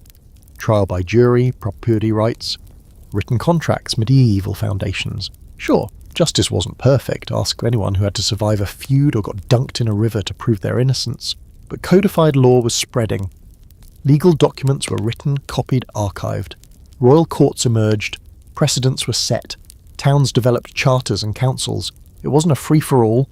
It was a slow build toward the systems we still navigate today. And let's not forget literature and storytelling. The medieval world gave us Beowulf, the Divine Comedy, the Canterbury Tales, the Decameron, and the Song of Roland. Yes, the language might be dense, but the themes still hits. Love, death, honour, betrayal, fart jokes. Chaucer could have written for Netflix. And if you think medieval people didn't enjoy entertainment, just look at the travelling minstrels, court jesters, miracle plays, tournaments and festivals. Life was hard, but it was not all solemn chanting and gloom. It had colour, song, and more than a few drunken saints' days. Here's your quirky fringe detail. In medieval Iceland, if you wanted to insult someone properly, you'd compose a need, a nasty poem that publicly shamed them. These weren't just personal attacks, they could legally damage someone's honour and had to be answered. The right verse, delivered at the right moment, could spark a feud or ruin a reputation. Poetry had power, sometimes more than swords. And about those swords? Weapon making in the Middle Ages was no joke. Damascus steel, pattern welding, advanced metallurgy. It wasn't just bashing metal with a hammer. It was skilled craftsmanship. Armour too. By the 14th century, full-plate armour was a marvel of engineering. Protective, flexible and often custom fit. These weren't tin cans with eye holes. They were high-tech battle suits, tailored for both survival and swagger. And don't even get us started on medicine. Was there some weird stuff? Sure. But there was also surgical technique, herbal medicine, battlefield triage, and hospital systems run by monastic orders. The idea of caring for the sick as a moral duty, that was rooted in medieval Christian practice. Hospitals weren't sterile by modern standards, but they were organised, staffed, and often shockingly clean for the time. In some cases, monks wrote detailed medical treatises based on ancient and Arabic sources. The stethoscope may have come later, but the patient charts, already in motion. The scholarly debate here? It's about whether we should even use medieval as a pejorative anymore. Many historians argue that the term has been unfairly twisted by Enlightenment and Victorian thinkers who wanted to elevate their own age by bashing the past. In doing so, they flattened centuries of cultural complexity into a convenient insult. It's like calling an entire era dumb because it didn't have Netflix. If anything, we're the ones getting lazy with our labels. Let's also acknowledge how much medieval culture survives in subtle ways. The layout of European cities, the names of the days, the university gown, the legal language we still use, that weird affection for dragons in pop culture, that's pure medieval romance fiction, still roaring through our collective imagination. And our obsession with chivalry, honour, quests, and even fantasy tropes, all soaked in medieval ink. Tonight's hard historical fact. The Middle Ages weren't primitive, they were dynamic, creative, and vital to the development of the modern world. Your quirky fringe detail? In medieval Iceland, an insult poem could legally damage your reputation, and sometimes needed poetic rebuttal to restore it. Bars were being spit before it was cool, and the scholarly debate? Should we stop using medieval as shorthand for barbaric, given how much the era actually accomplished? So the next time someone rolls their eyes and says, "That's so medieval," and feel free to gently remind them that without the Middle Ages, they wouldn't have universities, cathedrals, contracts, or even the word modern. And now, as the final embers of our torchlit journey flicker out, and your brain, hopefully not charred by medieval trivia, settles into that warm hum of almost sleep, let's take one last slow lap around everything we've uncovered tonight. Because if there's one thing this sprawling trip through misunderstood history has shown us, it's that the past is rarely what we were told. The Middle Ages weren't a monolith of filth, fire and foolishness. They were alive, complex and, honestly, a little too relatable at times. We saw that peasants didn't live exclusively in slop and sorrow, that the streets weren't always filled with sewage and ignorance, and that food had spice, colour, and far more flavour than grey oatmeal and mystery stew. We met knights who weren't always noble, castles that weren't drafty rock boxes, and women who weren't all locked in towers waiting to be rescued. They were nuns, traders, rulers, and revolutionaries. We burned the horned Viking helmet myth to the ground without using a longboat, corrected a few tomato time-travelling errors, and even stood in on a trial where a pig needed legal defence. We read Backward Art Forward. We walked the Pilgrim's Road, and we politely told the Renaissance to sit down and stop pretending it invented thinking. The truth is, the Middle Ages weren't some dark pit we climbed out of. They were the foundations under our feet. Messy foundations, sure, sometimes bloody, occasionally baffling, and always a little unpredictable. But they held more than superstition and soot. They held learning, light, legacy. They held laughter and lore and people just trying to figure things out with whatever they had. Scrolls, ploughs, swords, or just a very firm belief that angels could dance on pins. And now that you know all this, what will you do with it? Maybe next time someone shrugs off the medieval world with a joke or an eye roll, you'll offer a quiet correction or a very loud one, depending on your caffeine levels. Maybe you'll look at a cathedral and think not just pretty, but impossible without math. Maybe you'll remember that 1,000 years of human life doesn't deserve to be filed under oops. Or maybe, just maybe, you'll go to sleep tonight with a new kind of dream. One where a Viking with a clean beard and a hornless helmet walks into a bustling medieval inn, orders a plate of spice-rubbed duck, and gets into a legal debate with a literate pig. Thank you for sticking with me through this long, winding journey. I hope you laughed, learned something new, and found a bit of wonder tucked in between the myths. Now dim whatever lights are still on, let the fan hum like a lullaby, and sink into sleep knowing that the past isn't as wrong as it looks. It's just waiting for someone like you to ask better questions.